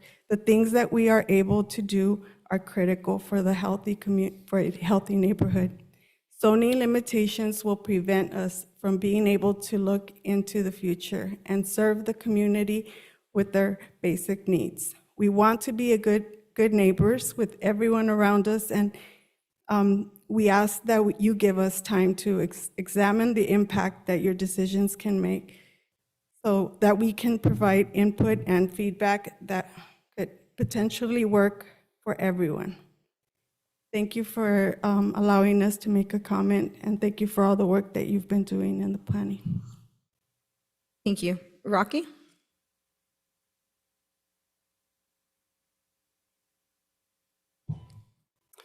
Hi, Rocky Shen, also with New Song. I'm an architect by trade as well. By the way, thank you, Siri, for a really thorough and informative presentation. And thank you, planning commissioners, for your thoughtful comments and questions. What you talked about earlier regarding the planning principles that were established by the general plan and the study session, it was amazing how much of those principles really resonate with us, and what our goals are also to really embody and to kind of move forward. So I'm with New Song, and as Maribel mentioned, we also have Scholarship Prep, a charter school that operates out of our campus, We also have the Mix Academy, a nonprofit that acts as like a community center for the local neighborhood.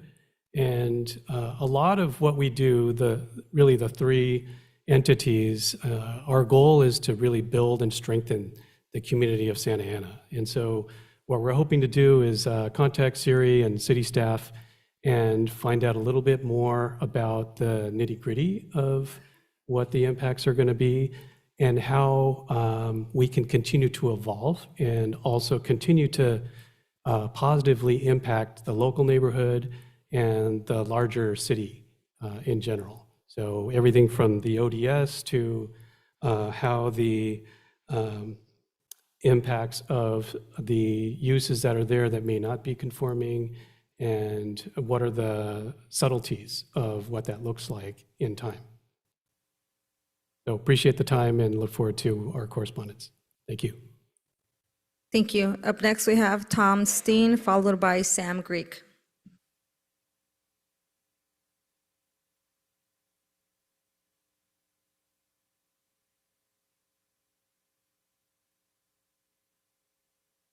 Good evening, Siri and commissioners. My name is Tom Steen. I'm here to speak about our family property at 1315 and 1317 North Santiago Street. My family's connection to Santa Ana goes back nearly 90 years. We have owned this property since the 1940s. And it has continuously operated as general contractor's office, yard, and warehouse. The same type of use that exists today with our current tenant. My grandfather built a successful construction business here at this location. My mother and aunt also grew up in Santa Ana and graduated from Santa Ana High School. Our family has deep roots in the community, and we care about the future of this city. We support Santa Ana's goals in being clean, safe, attractive, and economically strong. However, we respectfully oppose the proposed rezoning of our property from M2 to M1 with the RII overlay. We simply do not believe this change is necessary or appropriate for our location. North Santiago Street has always been an industrial corridor, and the surrounding conditions remain industrial. Directly across the street is a fueling station with 21 hoses. At the end of our street is the cul-de-sac created by Interstate 5. And next to our property is an electrical substation. There are no residential homes on our street that would benefit this rezoning. If the city's goal is to improve the appearance of the corridor, we are willing to be part of the solution. Our property is already fully fenced, and we would gladly work with the city to additional screening, landscaping, or other improvements. But changing the zoning would unnecessarily restrict future business and uses, reduce flexibility for quality industrial tenants, diminish the long-term value of our property, and potentially discourage investment in a location that has supported local businesses for generations. Our tenant and our family share the same position. We respectfully ask for the existing M2 zoning to remain in place. We believe the city can achieve its beautification goals without sacrificing the productivity and the economic vitality of long-standing industrial properties like ours. We respectfully ask the council to preserve the existing M2 zoning for our property. Thank you. Sam Greek, followed by Matt Nichols.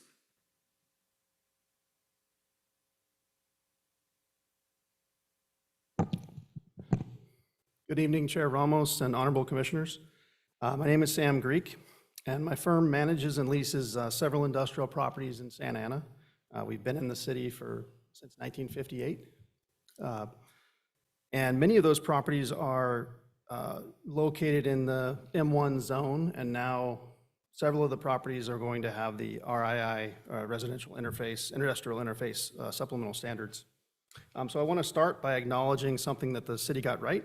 I've reviewed Table 41-188A and the definitions in Article 9. And I want it on record, contractor's yard, vehicle fleet parking, corporate yard, and storage warehouse all remain permitted by right uses in the M1 RII zoning. The definitions themselves describe these as lot-based and premises-based uses not confined to enclosed buildings. That appears to mean that outdoor fenced yard, storage, and vehicle parking, which is how most of our tenants use these yards, are preserved under this draft. I appreciate that the city drew that distinction, and I'd ask the commission to confirm that understanding on the record tonight. There's no ambiguity for property owners going forward. That said, two provisions in section 41-195 still create real unnecessary burden for these lawful permitted uses or operations. First, section 41-195 imposes a flat curfew, no exterior noise or vibration generating activity between the hours of 10 p.m. and 7 a.m. for every business in an M1 RII zone, regardless of whether the use itself is permitted or how long it's operated there. A yard that's simply staging equipment or loading a truck at 6 a.m. shouldn't be treated as an actual nuisance. This standard applies uniformly with no allowance for businesses that were operating on this schedule before the residential development nearby existed. Second, section 41-195 requires outdoor storage to be screened by an 8-foot solid wall. Many of these properties predate that specific standard, and the draft code doesn't clearly explain how that new standard applies to existing lawful fencing or provide a reasonable path to compliance. These are longstanding industrial properties that have predated or coexisted with nearby residential uses for many years. That's not incidental. The city itself is the one that allowed the both to coexist. Recognizing that these yard uses remain legally permitted is a good start, but the operational standards layered on top of them should reflect that these are lawful ongoing businesses, not something to be quietly squeezed out through curfews and unclear compliance deadlines. I'd ask the commission for three things tonight. First, confirm publicly that contractor's yard, vehicle fleet parking, corporate yard, and storage warehouse uses in fenced outdoor yards remain permitted, conforming uses under M1 RII zoning. Not something property owners need to fight to preserve later. Second, build in a reasonable compliance window for the 8-foot screening standard and revisit the blanket overnight curfew so it's based on actual demonstrated impact rather than flat clock that doesn't distinguish a loading door as a nuisance. Finally, several of the properties we manage are interior industrial parcels with no direct residential interface, and we ask Commission to reconsider whether the RII designations is necessary on these parcels at all. We don't think they are. I really appreciate your time tonight and all of the work that's gone into this draft from Siri and everyone else. Thank you. Thank you. Matt Nichols.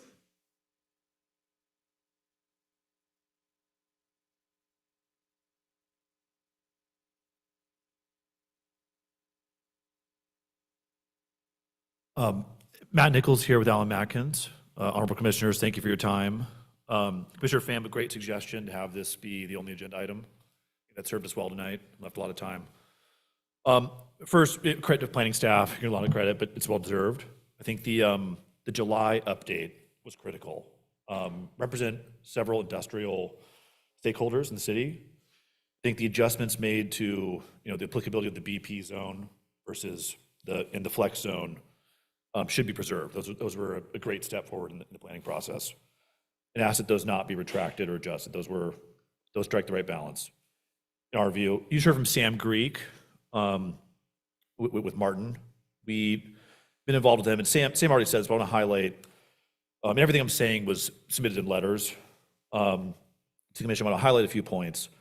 First, the R2 overlay, it's predicated on being for properties adjacent to or in proximity to districts allowing residential use. I think that's key here. I think in some areas, and we've highlighted this in our letters, back to a few properties, in some cases it seems that is being applied based on proximity to a school. And asked that planning take a look at our letters. There's a few properties that seem to be just solely based on next to a school, not by a zone or property along residential use. So I asked that be highlighted. Third, Commissioner Leo, you brought up competitive advantage in a long history of defense in the city. We submitted a letter today on behalf of NB, property on Hathaway. And Ricardo, you've been involved in this and appreciate your efforts on that. I think a point there is that there's an overlap between the noxious use ordinance and this new zoning code update. Where NB is one example of an old noxious use, there's required remediation, they'd like to move to the building next door. We've offered some red lines, it's a very technical, narrow red lines, that would allow remediation to happen on a site like that. And we ask that you take a look at those. They're very narrowly tailored to serve the purpose of the overall ordinance. The other comment, more generally, is that the Flex and R2 overlays have, in section 41-185, it has operational standards that apply to all uses and businesses. We'd ask that the zoning code update make clear that those apply, and hopefully, this is our hopeful interpretation, that those apply solely to forward-looking and aren't retroactive. And hopefully that's the case. If not, we would ask for that change to be made, that it wouldn't retroactively make non-conforming operations. Another comment is noise. You know, the code speaks to noise being restricted, all exterior noise from 10 p.m. to 7 a.m. Just want to make clear that doesn't mean no operations can occur indoors, for example. Thank you for your time, appreciate your consideration, and very productive discussion tonight. Thank you. Thank you. Up next, we have Emilio Ramirez, followed by Yesenia Marujo.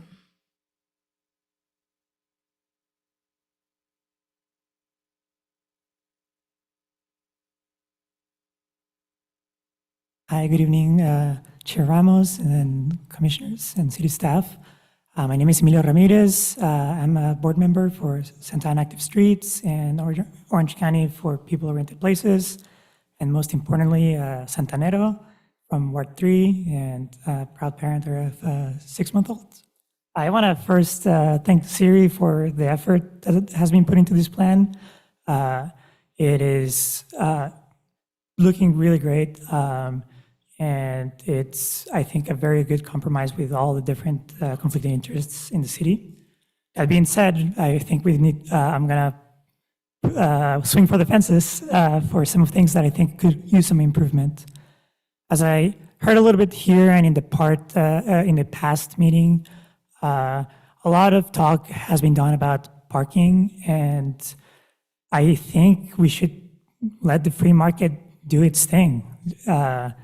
If there is a developer that wants to put out business and they don't want to allocate parking to that business, should be within their right to do it. And if no one comes because there's no parking, then that is on them. But that shouldn't be a city requirement. And as an example, for a development that was previously approved near my neighborhood, which I'm very happy about, there was some discussion about the parking allotted there and how it would bring traffic into my community. I think that implies that people have to drive great distances to these businesses if we don't let the city be flexible to have this everywhere. If there is a coffee shop or a dry cleaner 10 miles away in another neighborhood, I'm not gonna drive to that neighborhood just because there's a dry cleaner if I have one 5 minutes away from me. So my interest in this is to allow for as much thriving economic development and housing development in the city. In which way we wouldn't be needing to have so much discussion about driving, because ultimately people don't want traffic, but they're part of traffic. And we talk about parking, but that's just assuming people need to have these cars. And that only happens because we are using land use in a very inefficient way. So that being said, I think this is backed up with a couple of the general plan elements, like capture local spending, cost and benefit development, benefits of mixed use and home ownership opportunities. The last thing too as well, I wanted to say that there could be more allowance for single-family units. I own a house and I can't build an ADU because the setbacks are too big. So allow more flexibility, use less shelves and more maze. Thank you. Thank you. Next up is Yesenia Marujo, followed by Kim Fortune. Buenas noches a todos. Mi nombre es Yesenia Marrujo. Soy residente y líder comunitario de Cornerstone Village y asociada de la investigación comunitaria de UCI en EcoGov Lab. Quiero aprovechar mi tiempo esta noche para recordarles las instrucciones que el fiscal general de California envió a la ciudad de Santa Ana en el 2020 para garantizar el cumplimiento del proyecto de ley del Senado de California, el número 1000, que es SB 1000. Esta ley exige que ciudades como Santa Ana, que cuentan con muchas comunidades en desventaja ambiental, integren políticas de justicia ambiental en sus planes generales y a su vez implementen dichas políticas mediante código de zonificación y otras ordenanzas. La carta instruida a la ciudad a realizar lo siguiente. Primero, reducir activamente los riesgos para la salud y las cargas de contaminación que enfrentan las comunidades afectadas por problemas de justicia ambiental, tal como le exige la SB 1000, presentando especial atención a los receptores sensibles, o sea, nosotros, las personas que vivimos ahí, como escuelas y guarderías. Segundo, establece requisitos concretos de separación entre usos industriales y receptores sensibles en las comunidades desfavorecidas de la ciudad, siguiendo las recomendaciones de la Junta de Recursos del Aire de California, que es CARB, sobre zonas de amortiguamiento de al menos 1000 pies. La carta hace referencia a investigaciones de CARB que demuestra que la contaminación atmosférica localizada disminuye en un 80% a una distancia de 1000 pies. Número 3, elaborar planes detallados específicos para comunidades desfavorecidas como Cornerstone Village que aborden los desafíos y necesidades particulares de dicha comunidad. La carta señala a la ciudad Plasencia como modelo a seguir. Cuarta, abordar las preocupaciones sobre seguridad pública mediante mejoras en el entorno construido, la creación de un sendero peatonal separado de las vías públicas conecte Cornerstone Village con la escuela secundaria Century High School sería una forma de lograrlo. Quinta, por último, la carta incita a mantener una participación comunitaria constante en la implementación del Plan General de la ciudad. No basta con incluir una sola página sobre justicia ambiental en los informes anuales del progreso del Plan General. También necesitamos un método claro y un cronograma para la participación de la comunidad, integrados en la implementación del Código de Zonificación. Los residentes de Santa Ana merecen más de lo que ofrece el actual borrador del Código de Zonificación. Les pedimos que cumplan con la ley y sigan las directrices de nuestro fiscal general. Debería leerlo en voz alta. Sería todo. Gracias. Good evening. I am Yesenia Marrujo, a resident of Cornerstone Village, leader of the Cornerstone Neighborhood Association, and Community Research Associate at UCI EcoGov Lab. I want to use my time tonight to remind you of the instructions that the California Attorney General sent to the City of Santa Ana in 2020 to ensure compliance with California Senate Bill 1000. This law requires that cities like Santa Ana, which have many environmentally disadvantaged communities, integrate environmental justice policies into their general plans, and in turn implement these policies through zoning codes and other ordinances. The letter instructed the city to do the following. First, actively reduce the health risks and pollution burdens faced by communities affected by environmental justice issues, as required by SB 1000, paying special attention to sensitive receptors such as schools and daycares. 2, establish concrete separation requirements between industrial uses and sensitive receptors in the city's disadvantaged communities, following the recommendations of the California Air Resources Board. regarding buffer zones of at least 1,000 feet. The letter references CARB research demonstrating that localized air pollution decreases 80% at a distance of 1,000 feet. 3, develop detailed and specific plans for disadvantaged communities such as Cornerstone Village that address the particular challenges and needs of those communities. The letter points to the city of Placentia as a model to follow. 4, public safety concerns through improvements in the built environment, the creation of a pedestrian path separated from the public roadway connecting Cornerstone Village with Century High School would be one way to achieve this. 5, finally, the letter urges maintaining constant community participation of the implementation of the city's general plan. It is not enough to include a single page on environmental justice in the general plan's annual progress reports. We also need a clear method and a timeline for community participation integrated into the implementation of the zoning code. The residents of Santa Ana deserve more than what the current draft of the zoning code offers. We ask that you comply with the law and follow the directives of our Attorney General. Thank you. Thank you. Kim Fortune?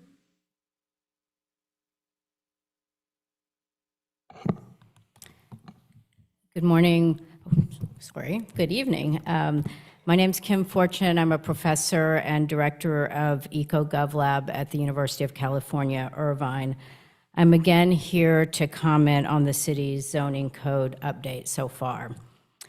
First, the current zoning code does not reflect input from the community's most disadvantaged communities given so far, nor does it bring new protections to those communities as promised in the general plan update. Nor does the draft realize the legal obligations of Senate Bill 1000, which requires cities and counties to address environmental justice in their general plan and in turn in their zoning code updates and other ordinances, as Yesenia Murujo pointed to. As she also pointed to, the Attorney General's 2020 letter encouraged, indeed said affirmatively, the city should actively reduce pollution rather than either simply maintain the status quo or allow more polluting facilities near environmental justice impacted communities. Third, I want to comment on how many in the city are thinking and talking about economic development and the city's economic prosperity. Frankly, it seems outdated. Cities like Detroit, mentioned by one of the commissioners in the last meeting, have not rebuilt through traditional industrial approaches. Of course, pipes need to be laid, construction needs to be done, but these cities have been rebuilt with creatively green approaches that I think the city of Santa has a lot to learn from. Finally, I want to voice my sympathies for the business owners who have shared their concerns about the lack of detail and uncertainty in the current draft of the plan. This lack of detail is certainly of concern to residents in disadvantaged communities as well. I also want to suggest that the ways that business interest and economic interest are being pitted against equity is not the only way to approach this. Businesses can prosper in step with environmental equity and protections, and not only through trade-offs that leaves disadvantaged communities disadvantaged. I grew up in a family that ran a small construction company with a welding shop and big heavy equipment yard. I was taught that these businesses could run in a neighborly way, and that a good business deal and business operation benefited all the stakeholders involved, the owners as well as their workers, neighbors, and the cities that they were in. Thank you. Up next, we have Jack Haley, followed by Irma Jauregui.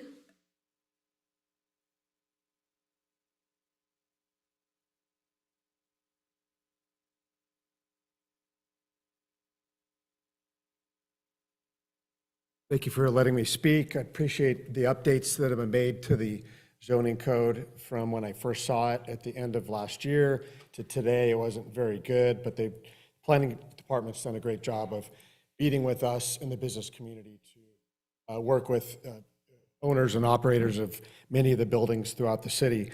My name is Jack Haley. I'm a partner with Lead Associates Commercial Real Estate Services. I'm on the board of directors with the Santa Ana Chamber of Commerce. I've been a longtime property owner in the city. I live in the city. I raise my kids in the city of Santa Ana. Santa Ana today is not a heavy manufacturing city as it was 50 or 60 years ago. A large majority of the businesses in the affected rezoning areas are clean, small businesses in buildings less than 20,000 square feet. They're not heavy manufacturing companies. They don't have semi-trucks parked in front of their businesses. They don't have loading docks that would take large, tall trucks to drop off product. Enacting regulations that make properties unusable for their intended purpose will devalue these properties and create vacancy and will drive good employers to other cities, other business-friendly cities. In the rezoned areas, most of the small industrial properties were built with fenced yards to hide employee cars, company vehicles, raw materials, and finished product. We need to clarify what is meant by fully enclosed industrial uses in the current zoning code. Most of the M1 RI areas on the zoning map are not near residential. Some of the properties do face residential, but what has happened with the zoning map is there's been a very broad brush approach that sweeps a lot of properties into it. They're really not affecting residences nearby. I think there's been some mistakes in the general plan that was put together, and it's too bad we can't modify that today. It was done a while ago so far.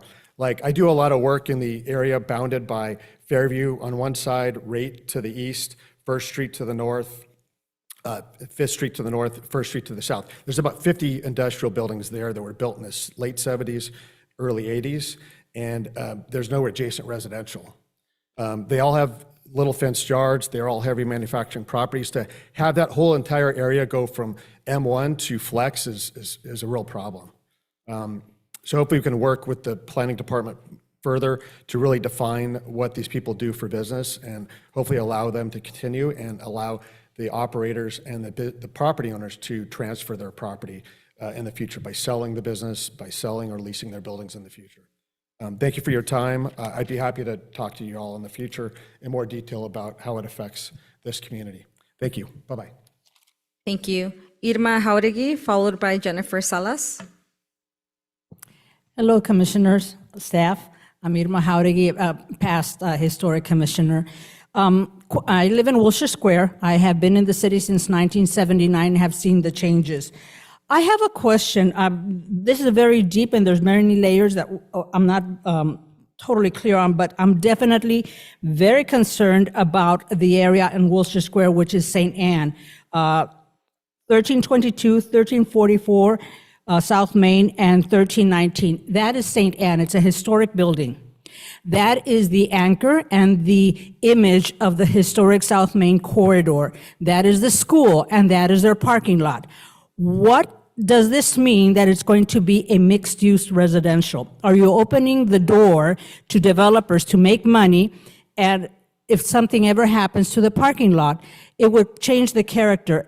The next street is Sycamore, which is the 1400 block fourplexes and the 1300 block duplexes and some single-family homes with a high-density occupancy. I know that because I walk those streets to pass the flyers for our events. Everybody knows I chair the summer concert, the parade, so I'm very, very familiar with Wilshire Square. And this is affecting a historic building that I don't see why it would change. It's not even a residential, it's a church and a school. So just to have some clarification, and I would love maybe if we can have somebody come to Wilshire Square to our neighborhood meetings, general meetings, so we can get a detailed explanation of this, just because I might have a total misunderstanding on it. I would love clarity, very specific clarity for now and in the future. On the other hand, I've been listening to everybody, and yes, the economic engine and the health of the city is its income from business. The healthier our businesses are, they produce they produce the income from the city and consume only 1/3 of the services, where residents consume 2/3 of the services and from the general funds and all of the services. So to raise the density in areas that are already heavily impacted is not helping, it's hurting, because of the present residents and business owners are not healthy.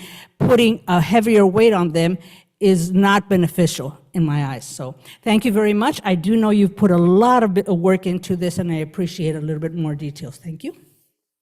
Thank you. Next, we have Jennifer Salas, followed by Brian Hendricks.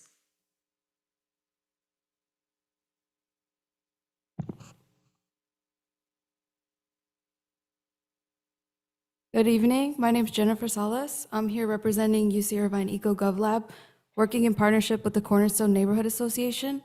I'll use my time to comment on ways that the zoning code update could better address air pollution, especially in the city's environmentally disadvantaged communities.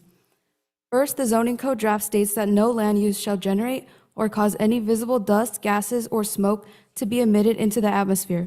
This fails to address invisible and odorless emissions that are equally, if not more, harmful to residents' health and well-being. This passage of the draft should be changed as follows.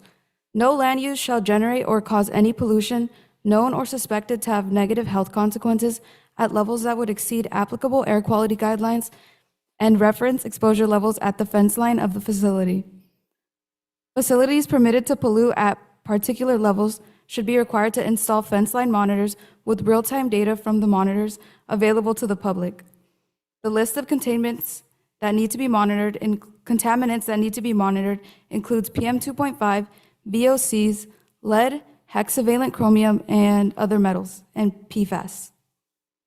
Second, industrial activities throughout the industrial corridor near Cornerstone, part of which is now designated a residential industrial interface, should be strictly restricted. Mechanisms for this include the following. A, designation of all current industrial operations in the Cornerstone area as non-conforming to disallow expansions and allow for upzoning when the property changes hands. This can follow the example of the National City Amortization Policy, which establishes a process to terminate a non-conforming use after a period of time that is sufficient to allow the owner of the property and/or business to recover their investment in the use business. You can also see California Air Resources Board's guidance on this. Proactive, transparent use of the city's nuisance ordinance, revoking business licenses and/or terminating utility services when the business violates its operating permits. The Attorney General recommended the latter mechanism in his 2020 letter to the city. Restriction of failure land use to non-polluting green businesses, which is an effective way to revitalize older industrial areas. This means that most uses listed as allowable in the RII in the current zoning draft should not be permitted. Currently allowable uses include freight truck terminals, heavy recycling processing, general manufacturing, rail facilities, and hazardous material storage. These uses are not consistent with your general plan's commitment to environmental justice. This is only a partial list. I encourage you to explore these options and more proactively. Thank you for your attention. Thank you. Brian Hendricks?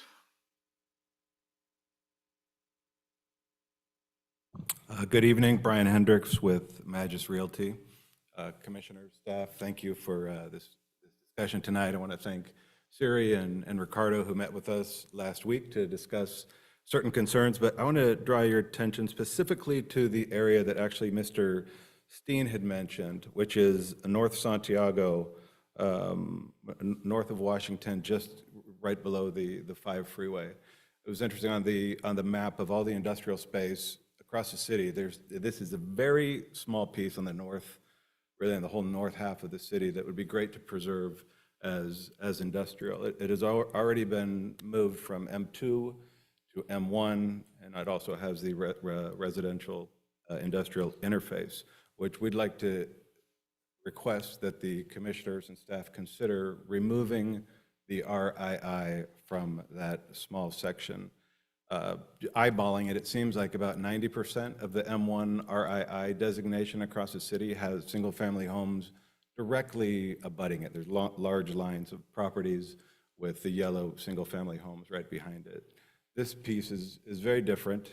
As one of the speakers mentioned, there's the 5 freeway on the city map. It shows the 5 right on top of these properties, and you've got railway, you've got fuel station, and you've got a Southern California Edison substation that won't be moving for a long time. So we just like to request, we think it's more than necessary, the operational standards that are already in place, which guard the neighbors and protect their interests, but that the RII just goes a little bit too far in requiring standards that are not necessary, and it's probably inappropriate for that space. So would appreciate the commission staff's consideration in making that adjustment to the comprehensive zoning code update.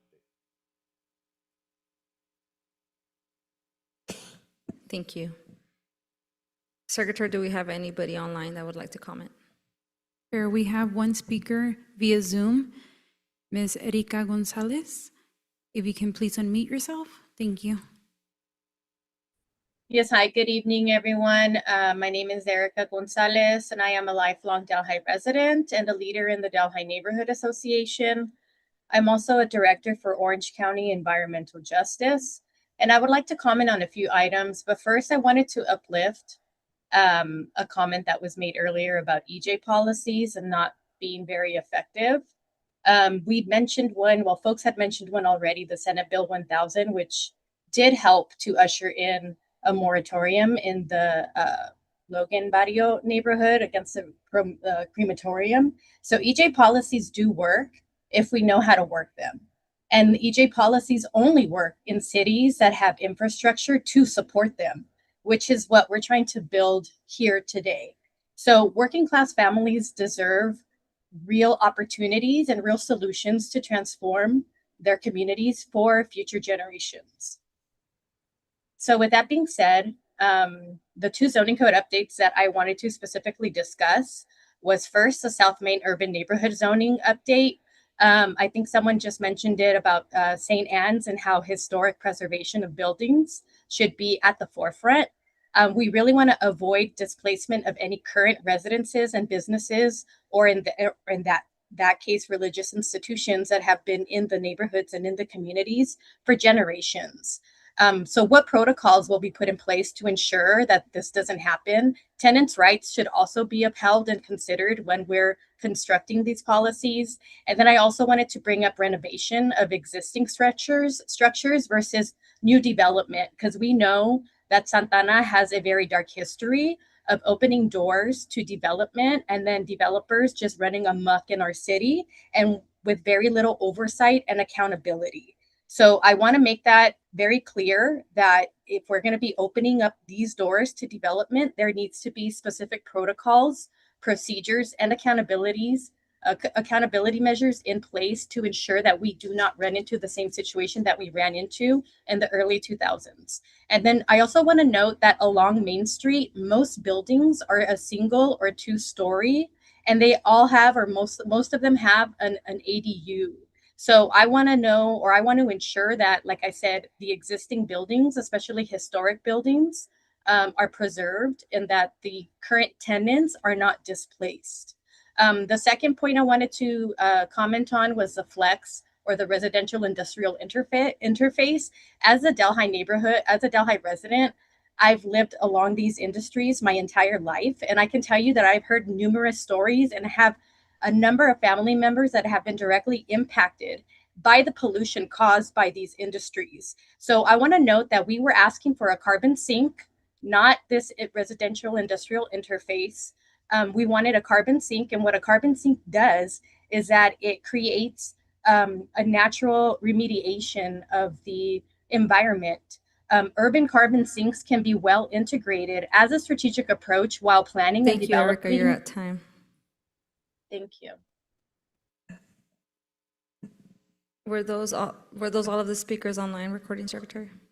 Yes, we no longer have any more speakers via Zoom or in person. Thank you.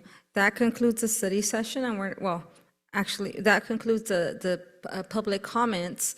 Do we have any other questions or comments from the commission for staff after hearing those public comments? Commissioner Wu.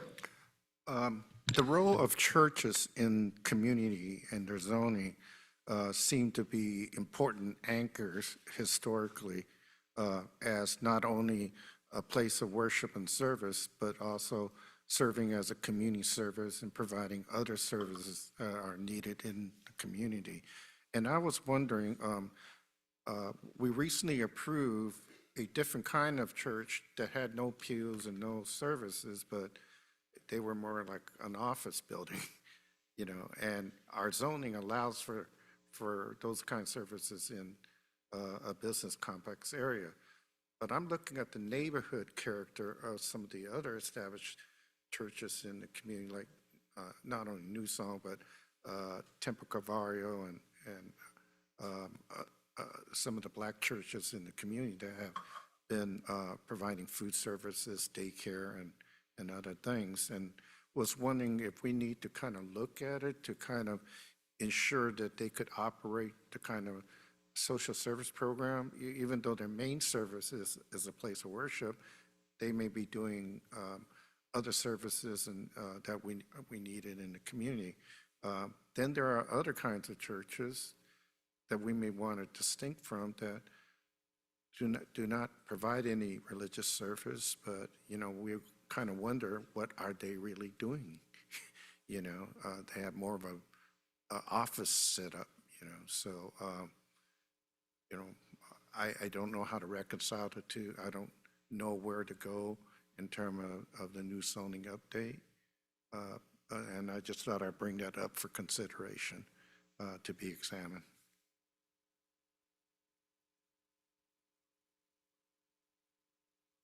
Thank you, Commissioner Wu. I'm not sure if staff would like to respond to that. Absolutely. I think it's a great comment, and churches do provide an important service to the community. We'll take a look at your comment in more depth, but the churches are allowed in many different districts, both in more office type environments as well as in more residential or even commercial corridors. And they would be allowed to offer services to their parishioners without having any problems with the zoning. So we'll take a look and see and potentially follow up with questions to make sure that we're understanding correctly the types of services that you'd like to see in those churches. Just did a brief research that there's at least 4 defense area businesses operating in Santa Ana, of which 2 of them are having to do with drones and other military uses. And I think that is allowed under our industrial, you know, flex plan and all that. But I just thought I'd bring that to our attention. Thank you, Commissioner Wu. Commissioner Pham? Is this closing comments? Are we done? These are comments or questions for staff. Yeah, I think the main topic that seems to be brought up is there needs to be clarity. And I'm glad Ali brought up our other, was it the TUD with the overlay? And that there seems to be a similar feedback. There needs to be clarity. So I think, you know, next meeting, if we're able to just kind of, you did a great job today as well, just to kind of clarify that it's not going to be the zoning code is adopted and then the next day, you know, a business is kind of hit with a code enforcement letter, right? I think those are the similar kind of ideas that we discussed previously, that it's not going to be, you know, planning is not going to go out and flag properties and flag businesses that are non-conforming. You know, planning has other issues to deal with. So I think some more language on that would be good for our next meeting. And then I think the other issue that seems to come up with it, there's a lack of clarity about property values and potential impact that the zoning update will have on future sale value. I think that there's nothing that will affect your property value more than the postponement of this zoning update. Because once the zoning update is done, then there's a clear direction on what it can or cannot be. There's discussion about there needs to be more time to discuss issues, there needs to be more meetings, there needs to be more outreach, and which I agree, there does, but more meetings, more outreach does not mean that there won't be a day when there's a definitive answer whether or not the property is zoned this way or that way. So my suggestion is, reach out to Siri as the time allows, but clarity and a definitive passage of the zoning update would be probably the best for your property because it gives you a definitive answer on what you can or cannot do with your property. That's all. Thank you. Thank you, Commissioner Pham. Vice Chair Benninger? You made some very good points, Commissioner. I agree with them. I would encourage staff to go ahead and respond to the NAIOP letter. I think they brought up a number of items that I think we should address. I also continue the work of letting people know, and anyone out there who has a question, not clear what's going to happen long-term to your property, give Siri a call. She'll gladly answer it, she'll gladly explain it, and put it in writing if you don't want to call, but seek the answers on it. The other thing I would like to know at our next meeting, two things. One, I'd like Margarita Macedonia to come and speak from an environmental standpoint. What does she see and how this change is going to affect the environmental justice that the city has gone out to go after on it. So I would like to see her here. And really a question for staff too is parking. Public Works has been conducting a study for too long, and they promised to have an answer by October. The input we hear today, I know that's going to be part of the October response, but is parking the right place if it's Public Works or should it be planning? Why don't we take down everyone's comments, because I do want to provide some clarifications for the commission and the audience too, just at the end. So thank you, Vice Chair. Thank you. Thank you, Vice Chair Benninger. Commissioner Leo?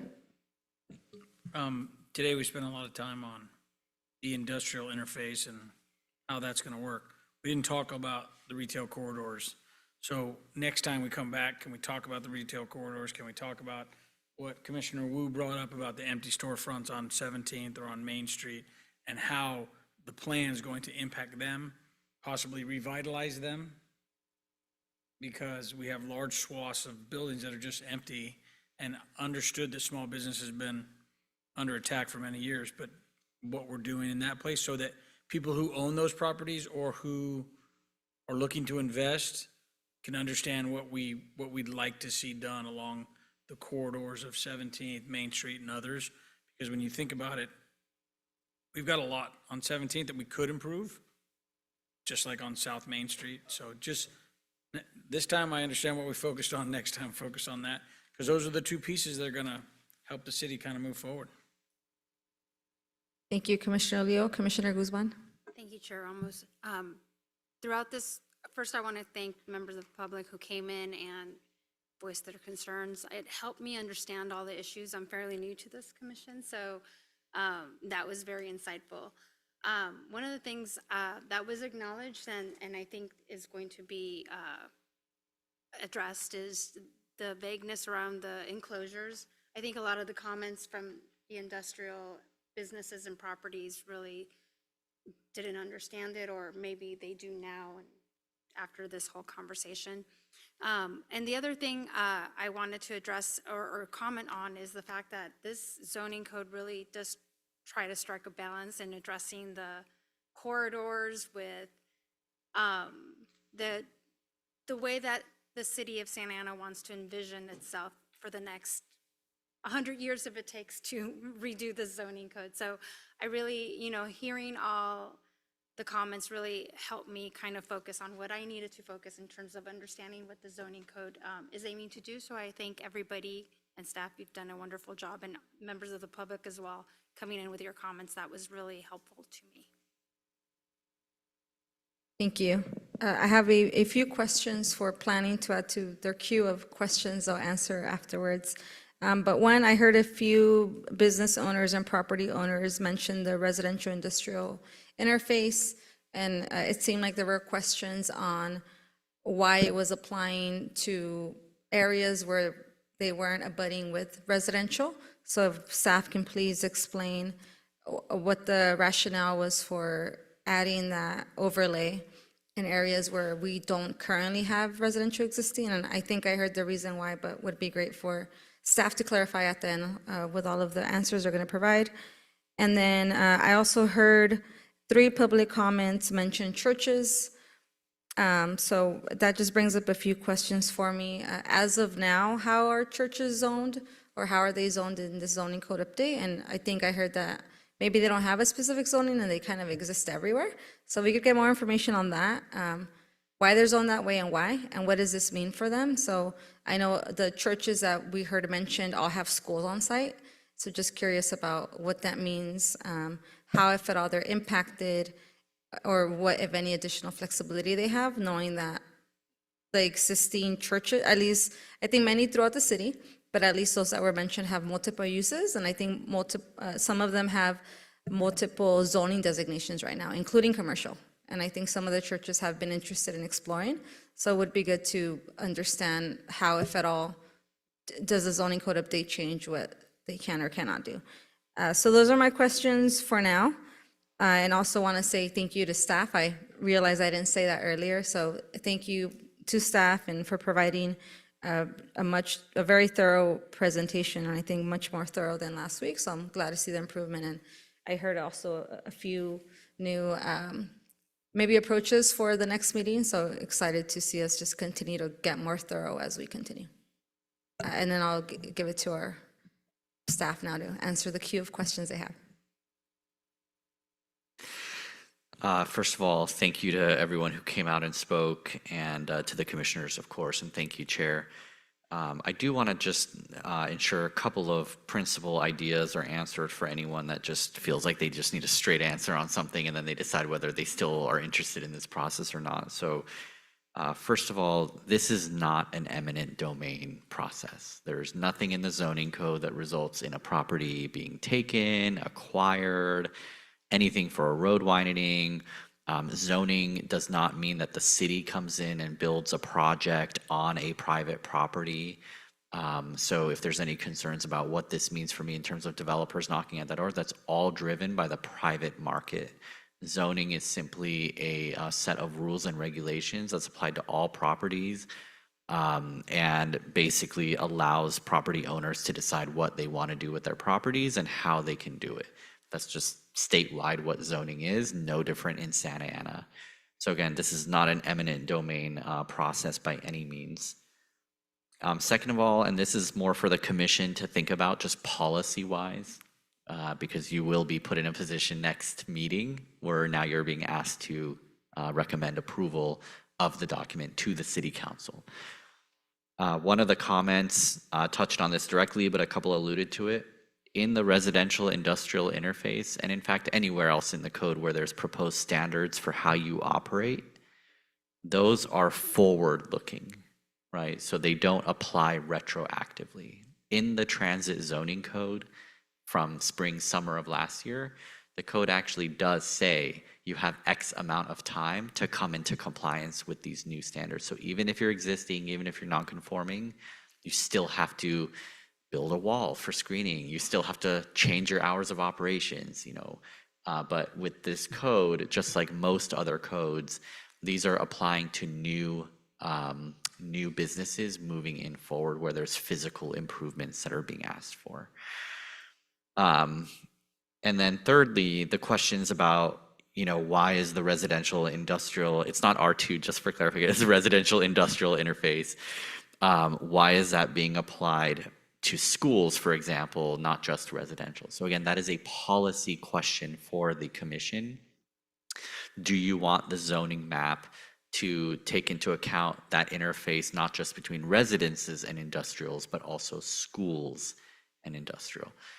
We have our reasons for including it all because as staff, we don't want the community or the commission to feel like we withheld something, right? Like we didn't actually identify where the schools, where the residences are. Ultimately speaking, this is purely a policy choice of the commission and the council, right? So again, going back to the operating standards that I said are forward-looking, does the commission want it to be transit zoning code style where it applies everywhere with like a, let's say, 6 months compliance window? Question number 2, do you believe that that interface overlay should apply with schools and residences or just residences or neither or one or the other? That's totally up to the commission and your recommendation to city council. We hear loud and clear about what is meant by enclosed operations. Like, does this mean my employees cannot park their cars in the parking lot versus does this mean I can no longer carry out manufacturing operations outdoors? Staff's intent, and we'll make sure this is ubiquitously clear in the zoning code, when it comes to manufacturing, it's not meant to be allowed outdoors. So obviously if there's a parking lot where employees park, it's okay to park your vehicles. If equipment can be stored outside and properly screened, again, we'll make sure that's abundantly clear in the code. But I do want to highlight for the commission and for the audience, as part of our outreach, staff did multiple site tours of properties citywide, not just industrial, but residential, commercial, everything.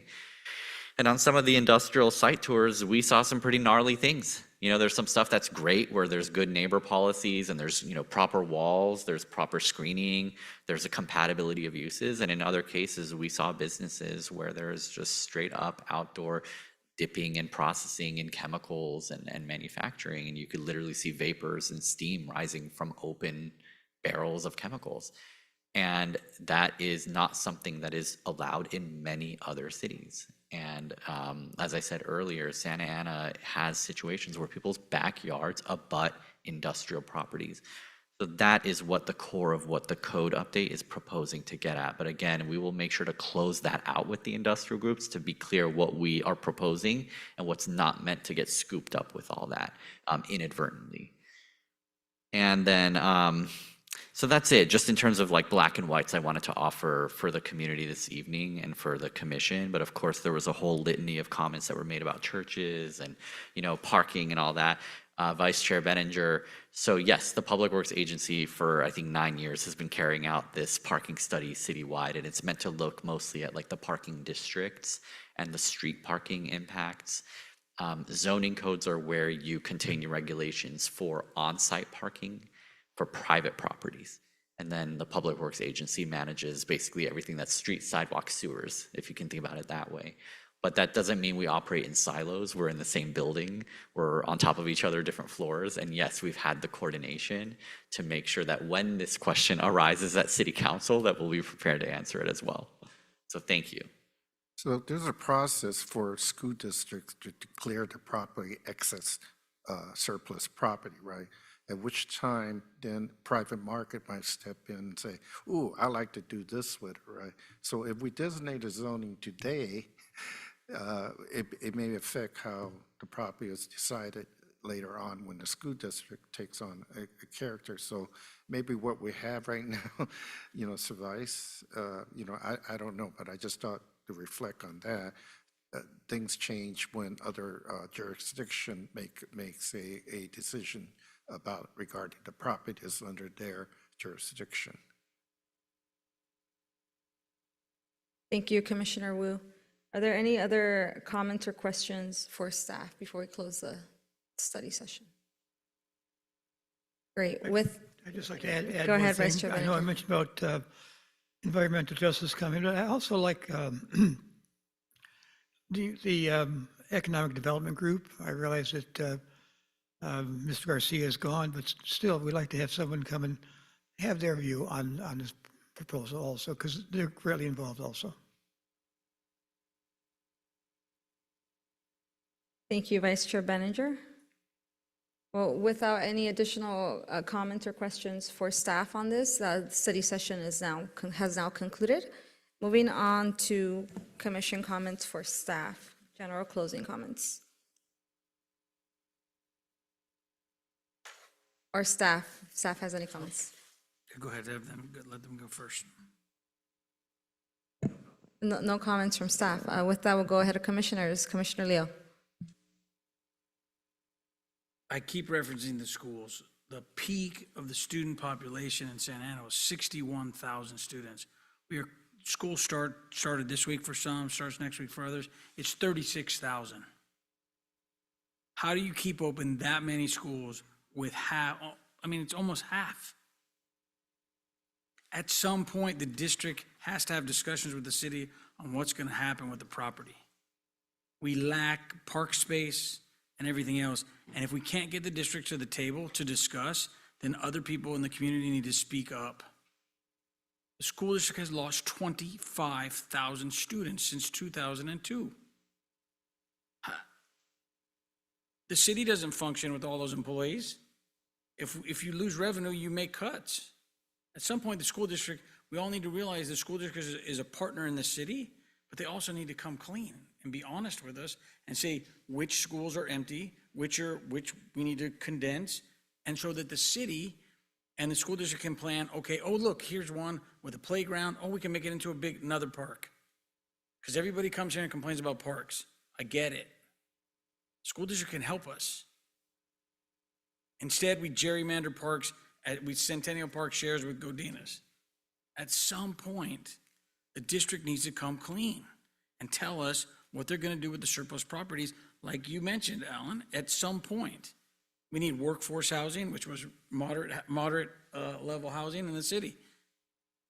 I don't know what else, I'm going to keep saying it because the school district needs to understand they're almost half the size now. Let's be realistic. Those are public assets that we all paid for. Somebody's got to fess up, be honest, and let's just move forward so we can have more park space. Thank you. Thank you, Commissioner Leo. Commissioner Guzman. Just piggybacking on that comment, I know that there was a person on the phone that talked about cabinet sinks and, not pie in the sky kind of thinking, but should the school district come to the table, a lot of those could become cabinet sinks in the form of parks. So I think that that's one of the ways that we could address all these environmental justice issues at some point, pie in the sky kind of thing, but the school district has to come clean, I guess. Thank you. Commissioner Wu? Do you have any final comments? Also okay if you don't. I just want to congratulate staff on the good job you're doing on this document. It's a difficult thing to explain to people that it's forward-thinking and it's not designed to punish any property. But we do need to clean things up, and you have an opportunity to do it. Thank you, Commissioner Wu. Commissioner Pham? Yeah, thank you, staff. Thank you, Siri. And I also want to thank the consultants, because the actual physical zoning code is very well done, in my opinion. Good diagrams. I've always asked for it, as opposed to our current zoning where it's very hard to navigate. But I really like the way it's organized. I prefer table formats, which is what is being presented right now, or is being proposed. I think that, it will really help facilitate developers, even homeowners, to be able to point to things, point to diagrams, and for you as planners to point back to the homeowners, the developers, hey, look, it's very clear. These are your setbacks. These are your usage.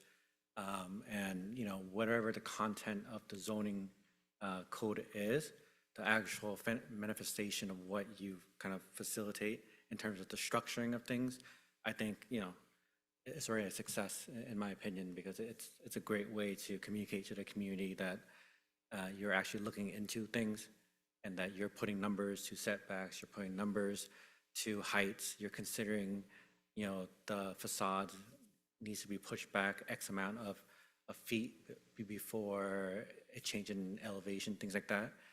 I think that's, if you're a resident, I think you should really see that it's communicating that city staff is looking at the minute details and not just saying stucco boxes in this area,